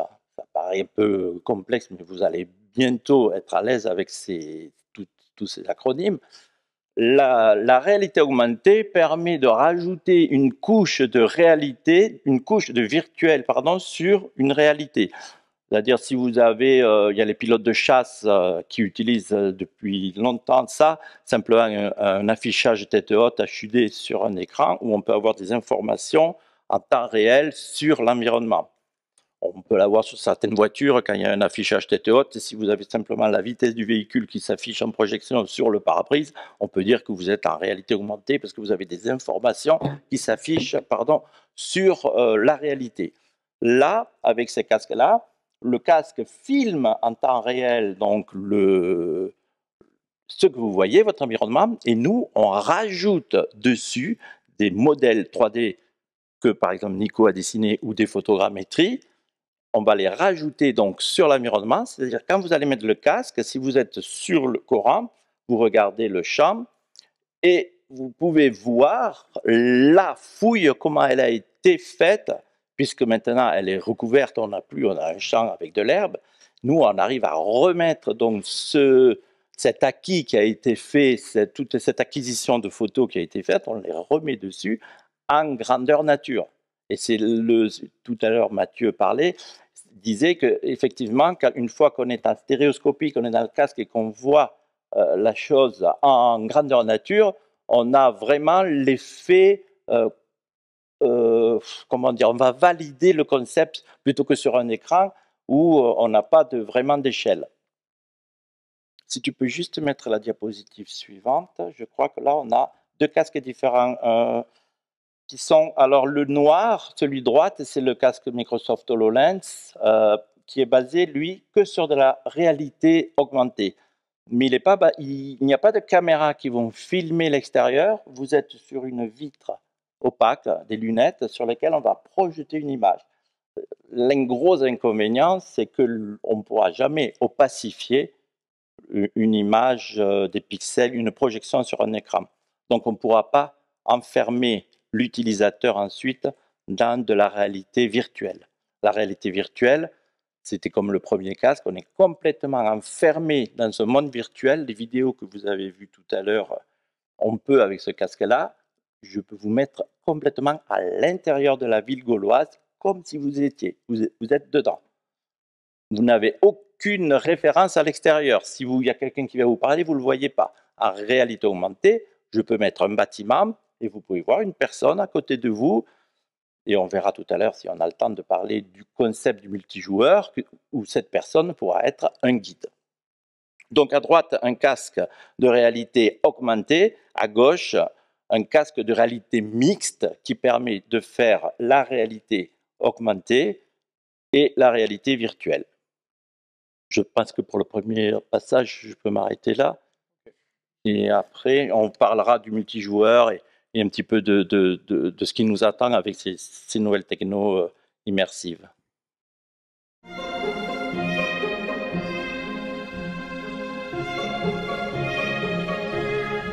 Je vais reprendre très brièvement la parole. L'heure tourne. C'était tout à fait passionnant. J'ai appris beaucoup de choses de mon côté sur la méthode de camarades à droite en particulier. On a vu en détail le comment arriver à ces images. Je vais revenir très brièvement sur le pourquoi, à quoi ça sert finalement. C'est un plaisir pour moi comme pour vous, je suppose. ça a un caractère tout à fait ludique et on a envie de partager ces dimensions ludiques. Donc je dirais que c'est la finalité ultime, c'est de permettre au grand public de vivre une expérience immersive, ludique justement. Ça confine aux jeux vidéo. Les décors que vous avez vus, ce sont des choses qu'on pourrait trouver dans Assassin's Creed ou dans des jeux vidéo. Les techniques sont les mêmes. Ces jeux vidéo font eux-mêmes appel à des scientifiques, comme Jean-Claude Golvin, comme conseiller scientifique. Donc la frontière est assez mince. La première finalité, et j'ai touché un mot rapidement là-dessus tout à l'heure, elle est scientifique et pédagogique. C'est-à-dire qu'il s'agit pour nous déjà de pouvoir conceptualiser en 3 dimensions des choses qui sont en 2 dimensions, détruites à 90% généralement, dont il ne reste que des fantômes. Première diapositive, s'il te plaît. Comme je vous l'expliquais tout à l'heure, la réalité de la vie gauloise, elle était complètement inconnue jusqu'il y a quelques décennies, je dirais il y a 3 décennies encore, alors que les villes gréco-romaines, elles sont connues depuis très longtemps par des vestiges qui sont relativement explicites sur le terrain d'une part, et par des restitutions qui nous plongent, quand on est dans le monde grec ou dans le monde romain, dans une atmosphère assez familière, assez connue. Tout le monde connaît, a l'impression d'avoir déjà déambulé à Athènes, à Pompéi. C'est lié à ces images, ces tableaux, ces reconstitutions qui sont réalisées depuis des siècles. Pour les Pogaulois, c'est très différent. Diapositive suivante. On a affaire à des images d'Épinal, soit des affiches qui étaient placardées sur les murs des écoles primaires il y a encore quelques décennies, des albums de bande dessinée, et les images que vous avez sous les yeux, à la différence des précédentes, sont quasiment fausses. Il n'y a presque rien à en garder. Qu'il s'agisse de la forme des maisons, l'environnement, tous les détails de l'image, rien de tout cela ne correspond à la réalité. C'est-à-dire que pour l'époque gauloise, on en est aujourd'hui, on en était il y a quelques décennies au même stade que pour l'archéologie romaine. Je vous ai montré les tableaux de Mantegna au XVIe siècle, où on représentait les légionnaires romains avec des armures médiévales, et puis on mettait les églises en arrière-plan. Eh bien, pour l'époque gauloise, c'était la même chose il y a encore 50 ans. Donc, il faut évidemment lutter contre ces images, c'est le travail des scientifiques, c'est la mission des scientifiques, mais on peut écrire tous les articles scientifiques qu'on veut, tous les ouvrages, intervenir dans les médias. On ne lutte pas contre les images avec des mots. Il faut réaliser des images. Donc, la première vertu de ces reconstitutions, c'est une vertu pédagogique, pédagogie au sens très large, à grande échelle, à l'attention du grand public scolaire, public de passionnés, visiteurs de musées, passionnés d'histoire, mais aussi le public étudiant et même archéologue. Nos collègues archéologues qui travaillent sur la Grèce antique ou sur la Rome antique n'avaient, il y a encore quelques décennies, aucune idée de ce à quoi pourrait ressembler ce monde gaulois. Diapositive suivante. Et donc, il faut le dire, les images qui ont été réalisées sous la houlette de David il y a une vingtaine d'années, eh bien, étaient quasiment les premières qui permettaient qui donnaient à voir une ville gauloise, une véritable ville, qui ne ressemble pas à un village gaulois, au village d'Astérix. Et ça a été le premier intérêt de ces images, c'est de modifier sensiblement, et durablement, je dirais, la vision qu'on pouvait avoir de ces centres-villes. Il en existe beaucoup aujourd'hui pour d'autres oppida dans la région, Gondol ou Bibracte et d'autres, mais Coran a joué un rôle relativement pionnier à cet égard. Diapositive suivante. Donc l'oppidum de Coran, je n'y reviens pas. Diapositive suivante. Ce plan qu'on a vu tout à l'heure, évidemment, il est totalement inintelligible pour le grand public comme pour nos étudiants. On voit des trous, des lignes. C'est impossible de concevoir tout ça. Et nous-mêmes, archéologues, bien qu'on soit plongés dedans au quotidien, en permanence, on doit toujours faire un effort assez considérable pour essayer de restituer ces vestiges en 2D, en 3D. Il faut faire un effort d'imagination. Alors, on n'en a pas parlé, mais l'imagination joue un grand rôle. J'ai essayé de vous démontrer tout à l'heure qu'une grande partie des éléments scientifiques qui servent à restituer ces bâtiments, ils sont factuels, ils sont objectifs. Mais il y a évidemment une part d'imagination. Les couleurs, la végétation, ça a un intérêt précisément, parce que les archéologues vivent dans un monde un petit peu désincarné, un petit peu vide, un peu fantomatique. Or, ces espaces étaient habités, c'était des espaces vécus, avec justement de la végétation, des détritus par terre un peu partout, des bruits, des sons, des odeurs, et c'est autant de dimensions qu'il s'agit de rajouter. Diapositive suivante. Alors évidemment, là, je reviens à la préhistoire. Pendant longtemps, on a fonctionné avec des restitutions graphiques, des dessins. Le problème des dessins, diapositive suivante, et des maquettes, ici la maquette du musée de la bataille de Gergovie à gauche, des restitutions sur le terrain.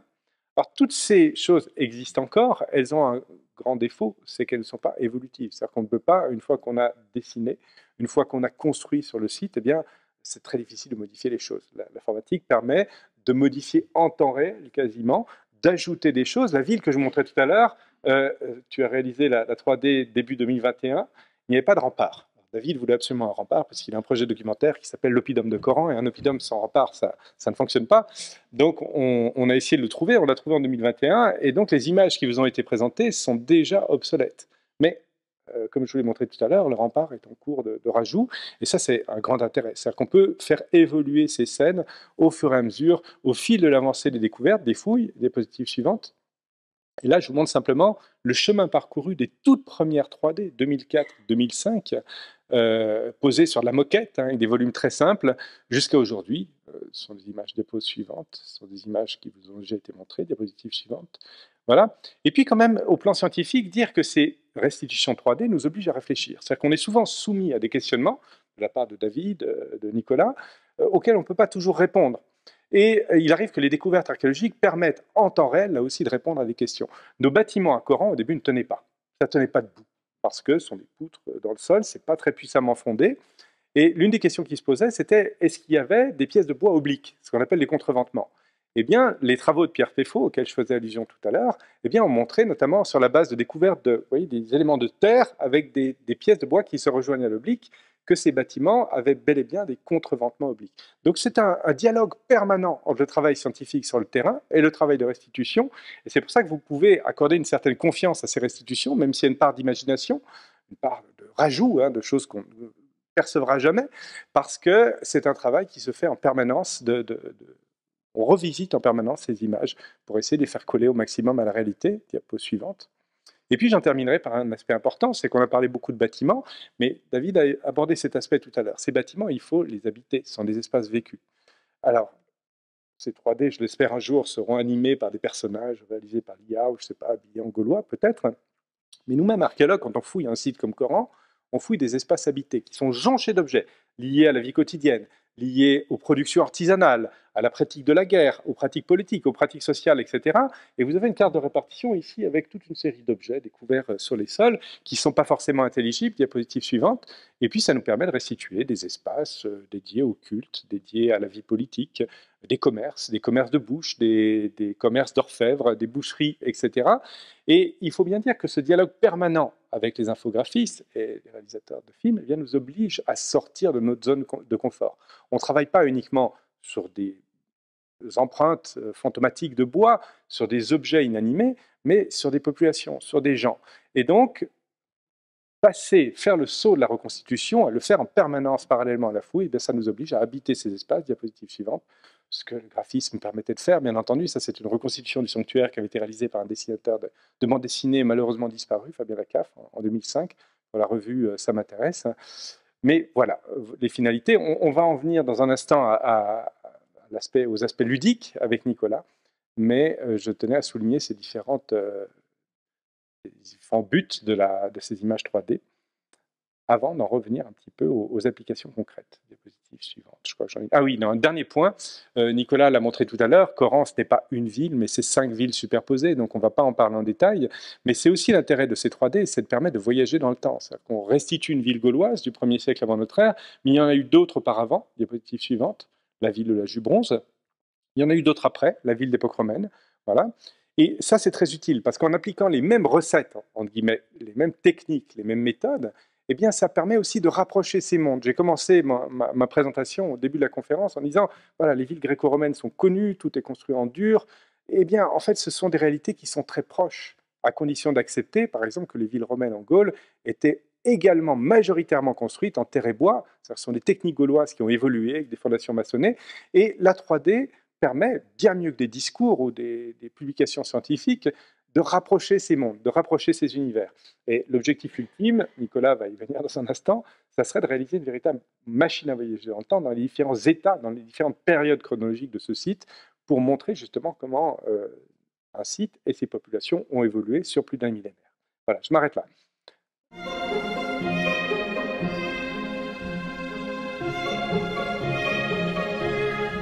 Alors, je vais reprendre la parole un instant pour rebondir un petit peu sur ce que dit Mathieu, ce que vient de dire Mathieu. Vous allez voir une série d'images, ce sont les derniers films que j'ai réalisés. Voilà, on va s'arrêter sur celle-ci, merci. Qui vont permettre d'aborder un autre aspect, en fait, de rajouter une couche, en fait, sur ce que vient de dire Mathieu. Je suis entièrement d'accord avec lui sur le fait que effectivement, ces outils de restitution, ça permet de casser les clichés, les images précédentes qui nous sont parvenues du siècle passé. Ça permet donc de faire de la pédagogie. Mais pour moi, en tant qu'auteur-réalisateur, en fait, ça peut pas être que ça. Si on fait juste des films pour faire que de la pédagogie, on répond aux attentes des archéologues, ce qui est déjà très bien. Mais si c'est que ça, en fait, finalement, une IA, une intelligence artificielle, pourra le faire. Si elle ne le fait pas déjà, elle pourra le faire aussi bien que le ferait un réalisateur de documentaire qui ne répond seulement qu'à cette attente-là. C'est déjà un peu le cas. Si vous regardez beaucoup de documentaires qui passent à la télé, ils sont très formatés. D'un point de vue scénaristique, en fait, ces documentaires se ressemblent. D'un point de vue formel, ces documentaires se ressemblent. Autant sur la narration que sur la forme, même l'esthétique. On va vers des formes qui sont de plus en plus standardisées, qui sont formatées. Une IA peut répondre à ce désir de formatage qui émane des chaînes parce qu'elle pense que c'est ce qu'attend le grand public, c'est ce que vous attendez, n'est-ce pas, bien sûr. Et donc, c'est en totale, finalement, comment dire, opposition à ce qu'un réalisateur, un auteur, en fait, souhaite lui proposer, c'est-à-dire une vision d'auteur, une vision personnelle. Donc, en fait, pour moi, au-delà de cet aspect pédagogique en fait, de ces outils, ce qui est important aussi, c'est de rajouter une couche, c'est-à-dire d'essayer de faire en sorte que ces images, qu'elles soient isolées, qu'elles soient dans un film, qu'elles soient dans une expérience immersive, elles puissent devenir une sorte d'œuvre, avec derrière la construction que ça implique d'un point de vue narratif. Et donc une œuvre voilà, qui est collective, hein, parce que c'est un travail à plusieurs, pour ce qui est des expériences immersives notamment. Mais voilà, pour moi c'est important de le souligner parce que sinon, effectivement, on va aller vers un monde où les choses ne seront que de plus en plus formatées et se ressembleront totalement. Donc l'IA comme outil, c'est très bien, mais à condition que derrière, il y a quand même encore des gens qui pilotent ça et qui soient des auteurs, qui puissent avoir un regard personnel et faire des choses qui soient originales, qui ne soient pas exactement du copier-coller de ce qui a été fait la fois d'avant. Voilà, je pense que c'était à peu près l'essentiel de ce que je voulais vous dire. Et puis, on en rajoutera peut-être après pour les questions. Je vais passer la parole. Si, voilà, un petit détail quand même avant, pour montrer un exemple. Le point de vue d'auteur, c'est aussi aller chercher des choses qui n'ont pas été faites. À un moment donné, c'est testé, c'est expérimenté. Ça, l'IA peut pas le faire. Elle ne fait que reproduire ce qui a déjà copié, ce qui a déjà été fait. Là, vous avez un exemple sous les yeux d'un décor qui est en 3D, qui a été réalisé par Nicolas. Voilà, ça c'est le décor 3D, un paysage. Donc aujourd'hui, alors il y a des gens qui, quand ils voient ces images, pensent que c'est une image réelle, qui a été faite avec un drone, alors que c'est une image qui a été créée par Nicolas. L'intérêt de l'utilisation, d'expérimenter des nouvelles techniques, ça a été pour ce film-là, Néandertal, dont vous avez l'affiche juste après, de pouvoir mélanger deux techniques, en fait, la technique 3D, donc l'image du décor par Nicolas, et puis du dessin, pour représenter ces personnages des Néandertaliens, pour lesquels on a assez peu de données morphologiques, en fait, finalement, ou trop peu, pour pouvoir se risquer à des représentations. Ça a été fait pourtant pour la télé. Moi, je trouve ça très kitsch quand vous avez des homo sapiens modernes comme nous, qui sont grimés, maquillés en néandertaliens. Franchement, je n'y crois pas un seul instant. L'utilisation du dessin, ça permet de mettre une distance et puis un peu de poésie dans tout ça. Et donc, voilà. L'auteur, à un moment donné, peut aussi prendre les choses en main et décider que, finalement, pour ce film-là, dans un cas précis, on peut mélanger des techniques, on peut expérimenter. Et ça, je ne suis pas sûr que l'IA sache le faire, et j'espère qu'elle ne saura jamais le faire. Voilà.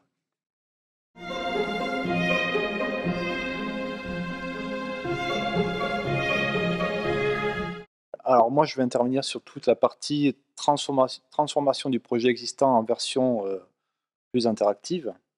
On s'était arrêté à la version finale du projet, où j'avais fait une jolie vidéo, etc., montrant donc la zone. Mais en fait, on peut faire bien plus que ça dans ce logiciel.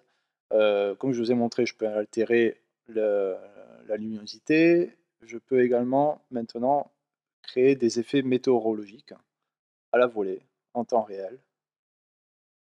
Ici, on peut changer la couverture de nuages. Je crois que Je vais montrer la pluie. Voilà, avec les matériaux qui réagissent en temps réel. Bien, l'humidité au sol. Voilà. Et je n'ai pas pu résister. J'ai fait une version joyeuse fête d'utiliseur de Coran en utilisant ces effets météorologiques. Donc, une jolie version enneigée pour les fêtes de fin d'année. J'ai fait son petit effet.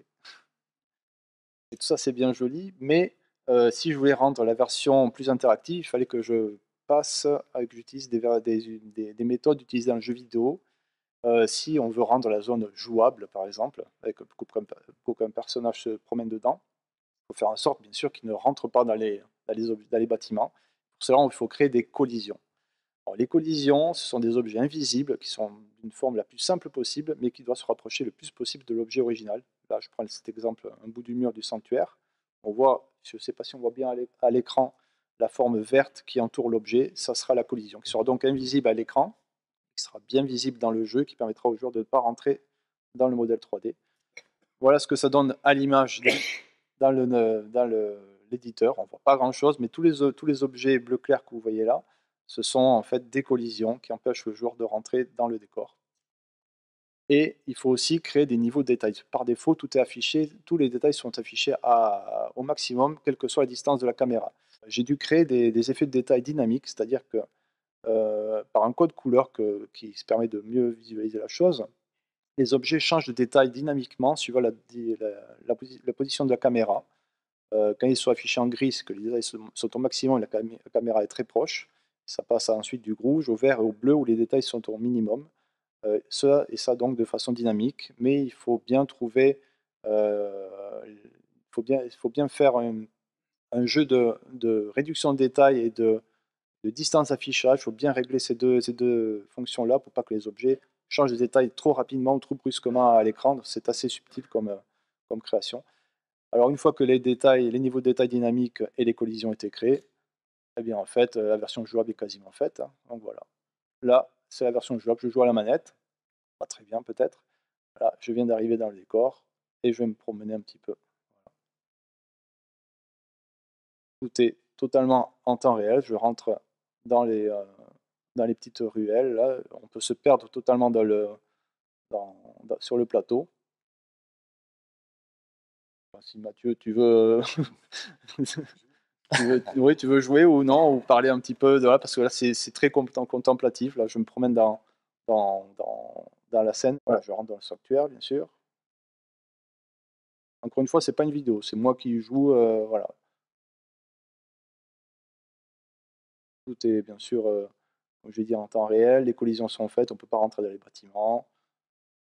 On peut bien apprécier les décors au plus près de l'action. Voilà, c'était un petit délire que je me suis fait, car c'est encore une fois, c'est un moteur 3D temps réel qui est créé pour le jeu vidéo, donc autant l'utiliser, autant en faire un petit jeu. Tout est optimisé, comme je vous ai montré, les textures ont été optimisées. Chaque bâtiment pioche dans un jeu de textures qui a été donné. Là, j'altère la luminosité.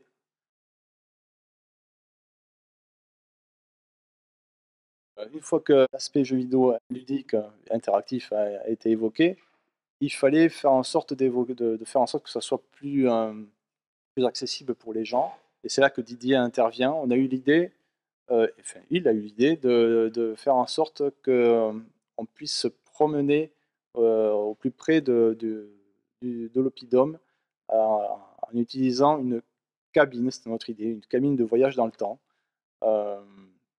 Voici le premier modèle qui est, comme je l'ai dit là, c'est des débuts modestes, qui est pas terrible, il faut le dire.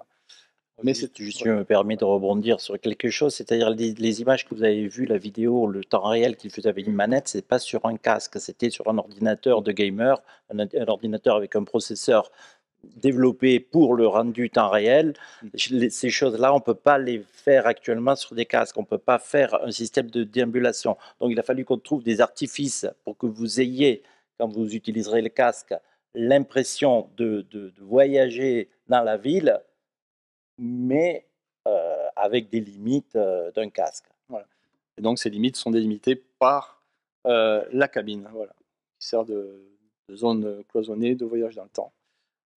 il a fallu donc créer une nouvelle cabine parce que la première était quand même pas terrible. Donc là, je suis parti sur un gabarit que m'a fourni Didier, qui s'appelle Hexagone, sur lequel j'ai donc fait des recherches graphiques pour avoir une cabine qui correspondait mieux à notre vision, qui était sur les voyages de Posidonios. Je ne sais pas, David, si tu peux en parler mieux que moi, je pense. Posidonios d'Apamée, donc un auteur grec antique, nous a légué à travers d'autres auteurs des fragments de textes et des fragments d'un voyage en Gaule potentiel qu'il aurait réalisé. Mathieu, tu m'arrêtes autour du début du 1er siècle avant. Je ne suis pas trop mauvais, ça va. Voilà, vers 100 avant notre ère. Et du coup, cette idée, en fait, de ces textes qui nous sont parvenus, nous rappelaient, dont certains rappelaient les vestiges découverts, les vestiges découverts par Mathieu à Coran sur le sanctuaire de banquets gaulois rappelaient le texte de Posidonios, en fait, qui nous parle de banquets du roi Luverne qui donnait des grands banquets. Bon. Il se trouve que, en creusant cette idée de voyage dans le temps, pour pouvoir proposer des expériences immersives, on s'est aperçu que une découverte qui a été faite au large de l'île Anticythère en Grèce, la machine d'Anticythère était attribuée par certains, qui est un mécanisme en fait en bronze, le plus ancien mécanisme en bronze connu, et on s'est aperçu que certains historiens, archéologues attribuaient potentiellement la fabrication de cette machine à Posidonios. Alors, c'est peut-être pas lui, on ne sait pas, il y a d'autres attributions possibles. Mais du coup, l'idée a germé de créer du coup, une machine à voyager dans le temps qui s'inspire d'un mécanisme avec des engrenages, comme la machine d'Anticythère, et ça nous permettait de faire le lien avec l'idée du voyage de Posidonios en Gaule. Voilà, pour faire le petit topo général. Et voilà. Voilà, donc la cabine devait être en bronze, un peu de style steampunk, parce que c'était le premier délire de partir sur un style un peu steampunk avec des ornements en grec. Donc on a fait quelques recherches, on est arrivé à cette première version de la cabine qu'on a testée, mais il y avait des choses qui n'allaient pas. Les garde-corps étaient trop bas et ça n'allait pas bien, ça n'ardait pas bien. On a fait une nouvelle version où tout a été un petit peu relevé, on était plus à l'aise à l'intérieur, mais quand même dans les premiers tests, c'était pas terrible. Il y avait quelque chose qui n'allait pas, et en fait, ce quelque chose, c'était les portes qui étaient trop droites. On a rendu ça donc plus courbe, plus joli et plus Art Nouveau, que j'aime bien déjà personnellement. Et voilà donc la version finale de la cabine qui rend bien à courant. Voilà, vous voyez à l'image, et elle rend bien dans tous les temps. Voilà. Elle est étanche. Elle est étanche. Voilà là, une vidéo que j'avais créée. Alors, un petit détail en même temps, tant que la cabine, en fait, vous voyez, il y a du verre qu'on a sali exprès, il y a des petites barres. Alors, non seulement ce sont des artifices esthétiques, mais qui servent énormément à la réalité virtuelle pour éviter que vous ayez, justement, en tant qu'utilisateur, ce qu'on appelle la cinétose, le mal des transports. Si on vous met dans cette sphère projetée sans référentiel, si vous n'avez pas, décidément, si vous n'avez pas de référentiel proche sur lequel vous pouvez appuyer votre regard, vous allez être malade. Donc on est obligé ou de salir des vitres ou de mettre comme ça des petites barres, des petits rappels. Donc c'est pour ça qu'elle est habillée comme ça. En fait, pour une anecdote, les chercheurs, quand la réalité virtuelle s'est bien démocratisée, on s'est aperçu que simplement c'est inconscient, mais on voit en permanence notre nez. Et notre nez, si on n'avait pas le nez, je pense qu'on serait malade en tournant la tête. Donc, ceux qui ont un petit nez, ils sont peut-être plus malades que ceux qui ont un long nez. Mais j'allais pas mettre un long nez devant un masque, mais dans le jeu vidéo, on peut des fois vous mettre un casque, simplement une visière, notamment sur un jeu de moto qui est très rapide. On va mettre un casque comme si vous étiez en moto et ça va réduire énormément la cinétose parce que le champ de vision, il est obturé par des éléments artificiels qui font un petit référentiel. Voilà les détails qu'il y a sur la cabine. On aurait pu la mettre complètement ouverte, mais vous auriez été malade. Et on avait également pensé au début à créer un petit cadran de système de voyage dans le temps où la personne choisirait donc la période à laquelle elle voudrait se rendre. Mais finalement, pour l'instant, on n'a pas gardé l'idée pour le moment. Alors, pareil, juste, parce qu'on va finir, peut-être je ne vais pas préparer simplement tout en détail, mais le cadran que vous voyez ici, il est dédié à une version immersive interactive, c'est-à-dire où vous êtes complètement acteur de ce que vous vivez. Vous avez un cadran et avec les doigts, vous allez saisir différents éléments, prendre des objets, appuyer sur des boutons et vous allez faire ça avec vos mains. On a tenu à ce que les utilisateurs n'aient pas les manettes. Parce que si vous voyez ces contrôleurs, les contrôleurs, on appelle les contrôleurs des manettes devant les casques, c'est la souris, le clavier de la réalité virtuelle. Mais si on met à des personnes qui n'ont pas l'habitude de jouer aux jeux vidéo des manettes avec des boutons, le temps qu'on leur explique, il faut appuyer sur tel bouton, on va sortir complètement de l'immersion. Et le but, c'est à l'opposé que la personne, une fois qu'elle a le casque, elle se sente chez elle, se sente à l'aise. Et nos meilleurs outils de communication, la meilleure console qu'on puisse avoir, la liaison avec l'ordinateur, c'est bien nos mains. Donc, tous ces cadrans, on a fait l'effort d'utiliser les mêmes. Parce qu'encore une fois, les casques, non seulement, tout à l'heure, je vous disais que les caméras permettent de traquer l'environnement, mais ils peuvent aussi voir vos mains, vos doigts, les positions des phalanges, et on va récupérer toutes ces positions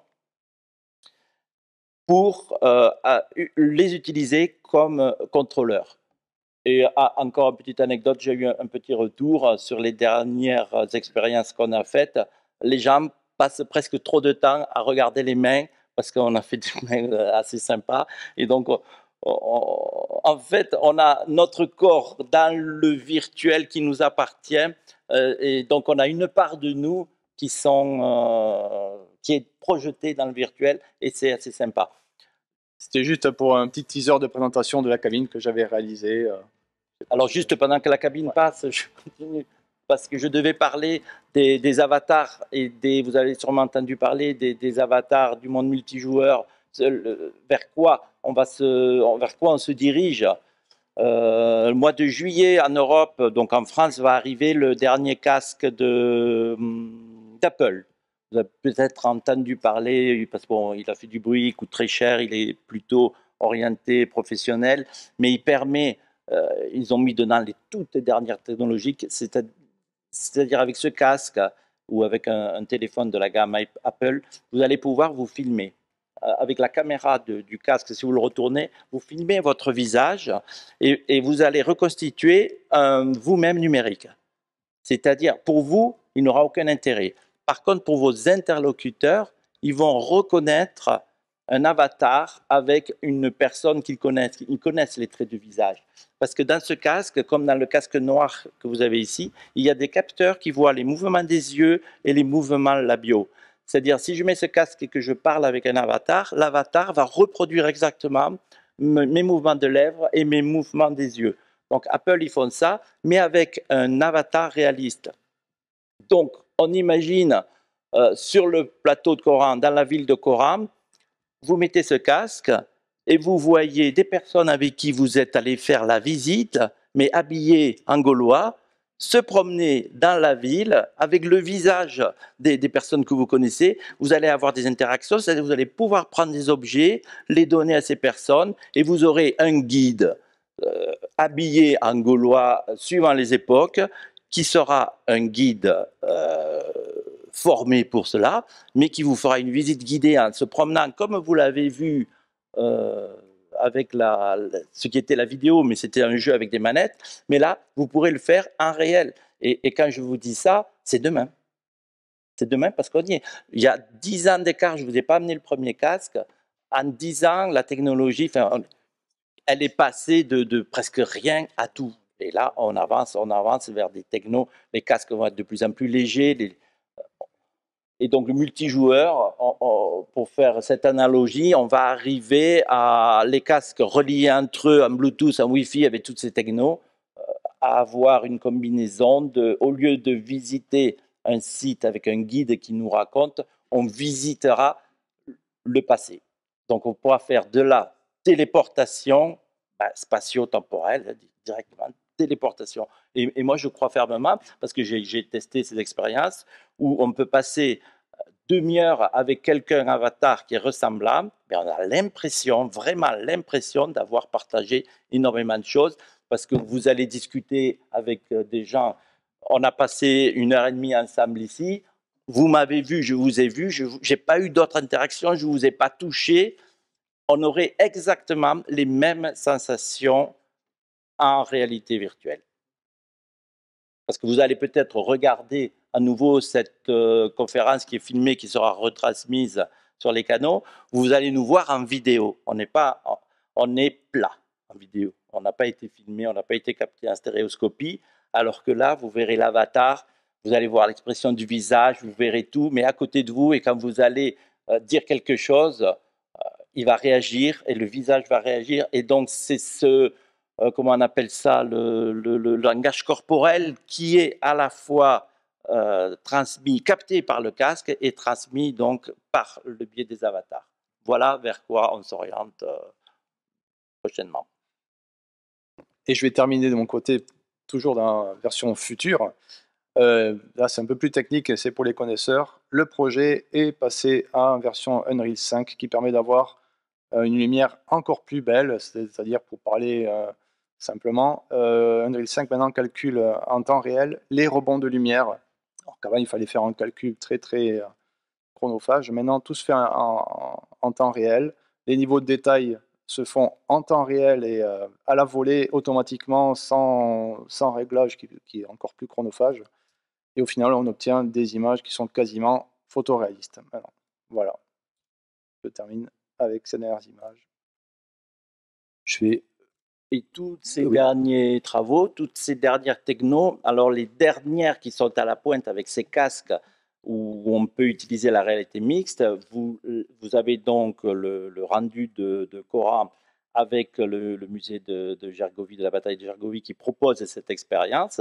Et vous avez aussi une expérience à voir sur, je ne sais pas si tu as la vidéo, sur le temple de Mercure, où on a une expérience aussi beaucoup plus basée sur la réalité virtuelle, mais avec quelques clins d'œil à la réalité augmentée qui vont vous faire voyager, pareil, dans le temps, et toujours à bord de cette fameuse cabine.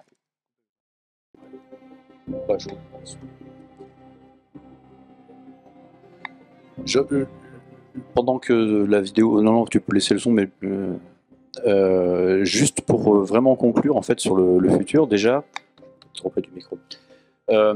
Déjà pour revenir à resynthétiser un petit peu tout ça, tout ce que mes camarades ont dit là, en fait, je reviens sur cette idée que ça, pour moi, ça n'a du sens qu'à partir du moment où ça ne reste pas ce qu'on essaye de faire, justement, ça ne reste pas qu'un gadget technologique, et ça, c'est pas juste pour l'effet waouh. Nous, ce qui nous intéresse, c'est de faire avec tout ça, de raconter des histoires, en fait. De faire, alors oui, ça peut paraître, des fois ça fait un peu peur, l'IA, nous-mêmes, ça nous fait un peu peur aussi. L'avancée technologique, voilà, il y a toujours des questions qui se posent, des questions éthiques, etc. Mais qu'on le veuille ou non, ça va finir par arriver, et l'enjeu pour nous, c'est de faire en sorte qu'on s'empare de ces outils pour faire quelque chose d'intelligent avec, tout simplement. Voilà, qui nous permettent de voyager dans le temps, parce que c'est un truc un peu poétique de voyager dans le temps. Et donc, pour se projeter dans le voyage dans le temps, justement dans le futur, tout ça, Mathieu l'a dit tout à l'heure, il y aura bientôt, j'espère bientôt, un futur film, nouveau film sur Coran avec des images 3D, qui fera partie d'une série documentaire sur les Arvernes. Donc il y aura d'autres épisodes sur d'autres sites, Gondol. Aussi un nouveau film sur la bataille de Gergovie, j'en avais fait un précédent qui a mal vieilli, et on va essayer d'en faire un nouveau. Voilà, donc ça c'est pour le futur.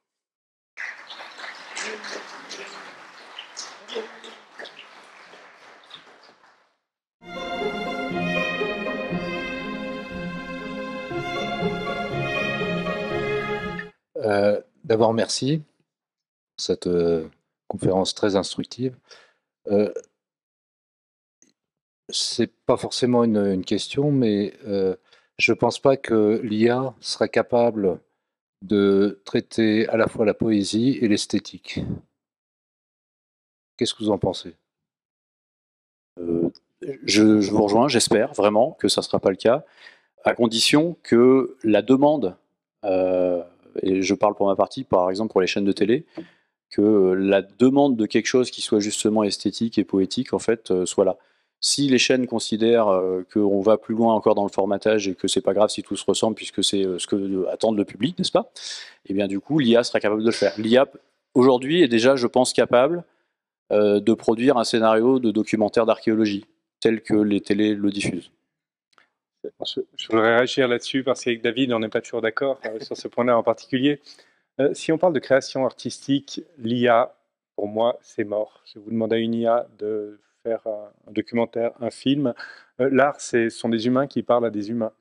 Et sans ces dimensions-là, moi, je n'y crois pas du tout. Vous demandez, même au plan scientifique, vous demandez à une IA de vous réaliser une image de ville gauloise, c'est une catastrophe. C'est encore pire que les images d'Épinal que je vous montrais tout à l'heure. Ça ne se fonde sur rien. Ce sont des données auxquelles l'intelligence artificielle n'a pas accès actuellement. Ce sont des êtres humains, des scientifiques, des réalisateurs, des infographistes qui travaillent ensemble. Donc ça ne marche pas.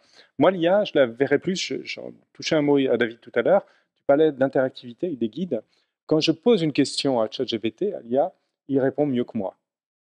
En texte, c'est d'une concision, d'une précision, d'une simplicité parfaite. Et dans l'interactivité entre un voyageur qui se plongerait dans un monde virtuel, là, je pense qu'il y a vraiment un gisement parce que l'IA a vraiment accès à des banques de données de texte qui font que les réponses sont généralement pertinentes, elles sont complètes et surtout très concises.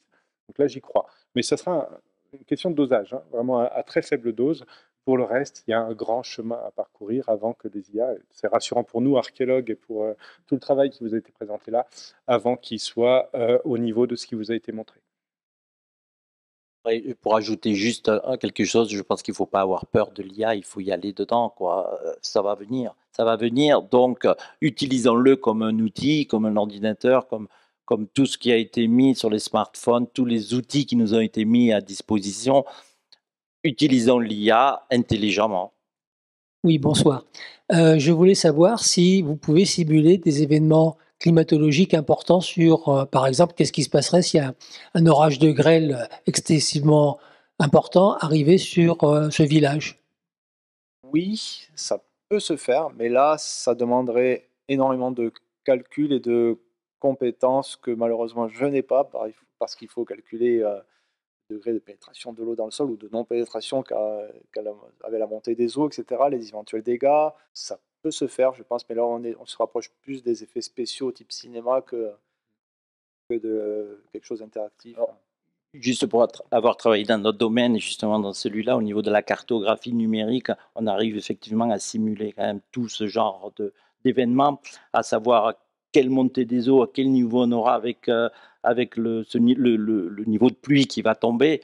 Mais par contre, ce sera pas le rendu réaliste que fait Nicolas. C'est simplement des informations à des vues scientifiques où on va avoir effectivement les niveaux d'eau, on le voit avec les problèmes de changement climatique, où on nous fait des simulations que les côtes reculent parce que le niveau d'eau monte, et la simulation, on peut la faire vraiment, là on est proche. Après, la faire en temps réel, s'il y a un orage de grêle, bon là il faut avoir des capteurs sur le terrain qui prennent en temps réel le débit de l'eau, mais on pourrait effectivement le faire si...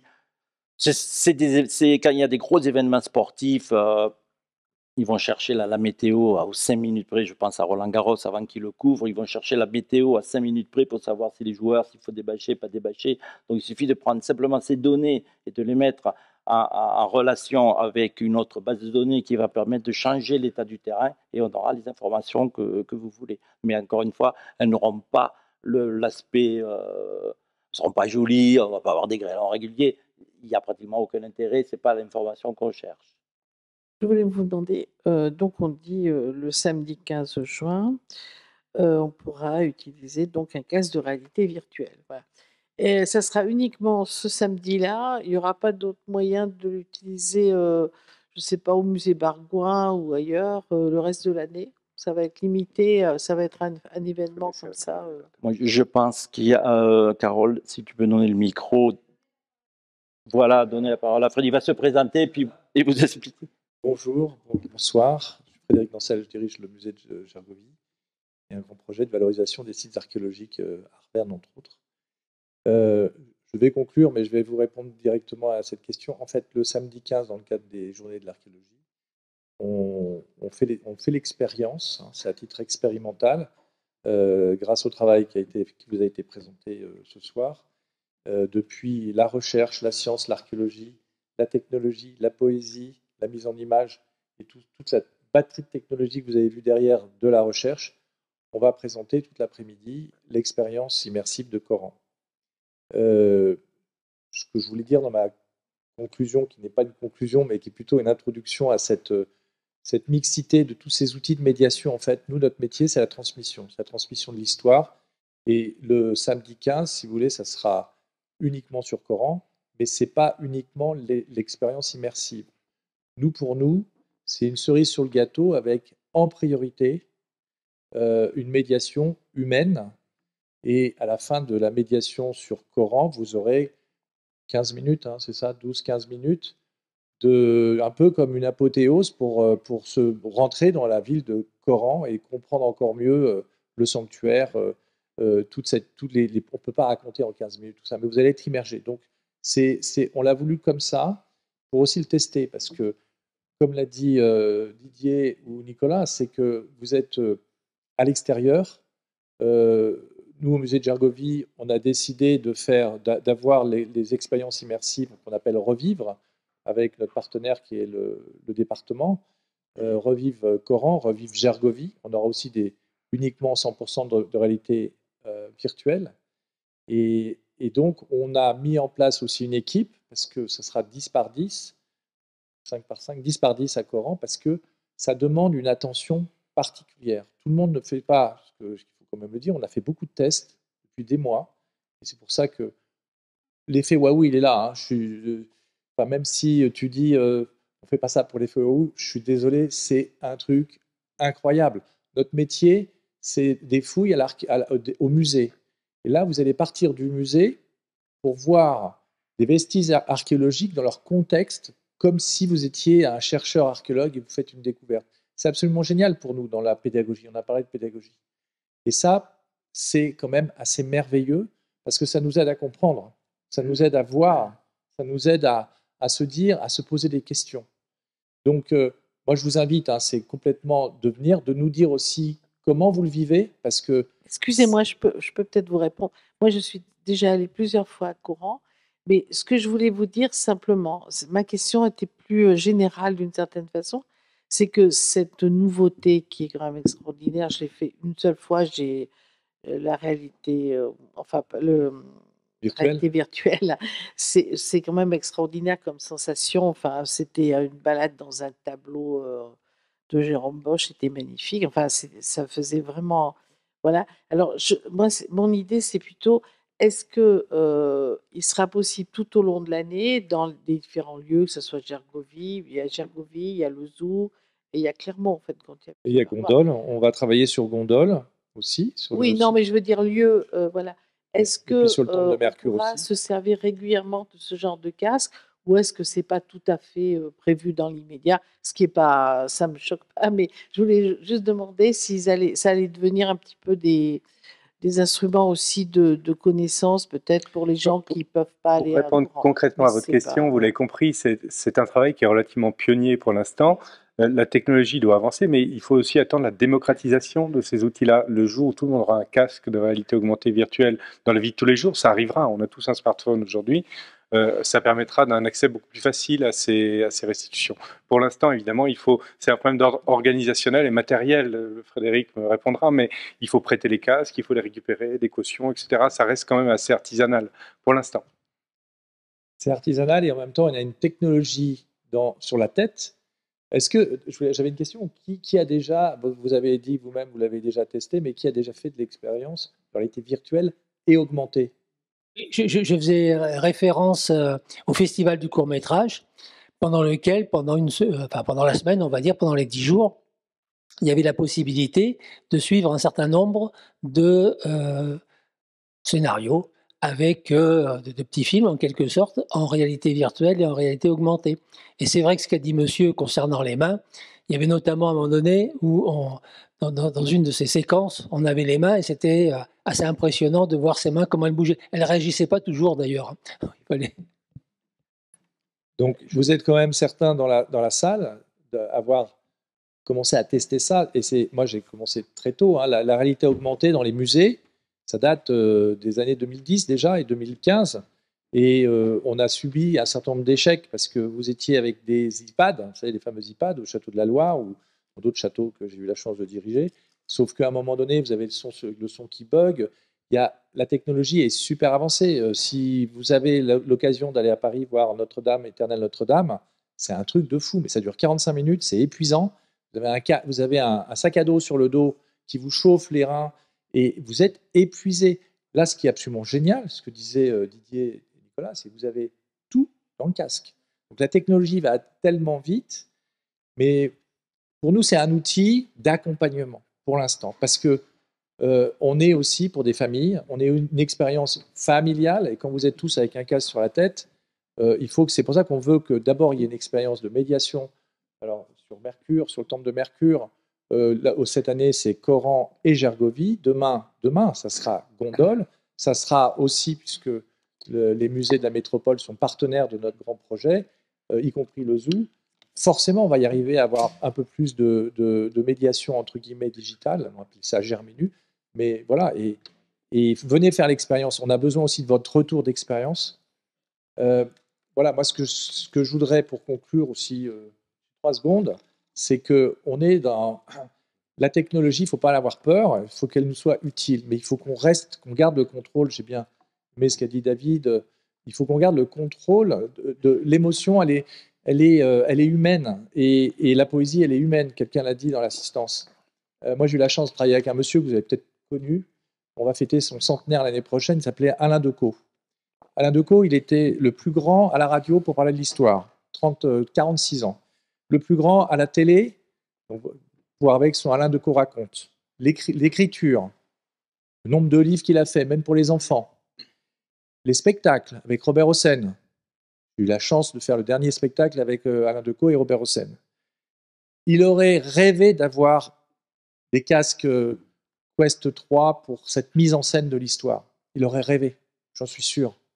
Et donc, il ne faut pas avoir peur, il faut se dire que c'est un outil à notre disposition, à nous à le maîtriser, à ne pas se faire dépasser. Et donc, on vous invite à Coran, au temple de Mercure, à Gergovie, dans les jours qui viennent, vivre l'archéologie vivante et dans notre beau département. Merci. J'avais une réponse pour la partie du climat. Si vous venez au musée de Gergovie, je vous invite à voir quelque chose qui a été fait entre la poésie et la technologie.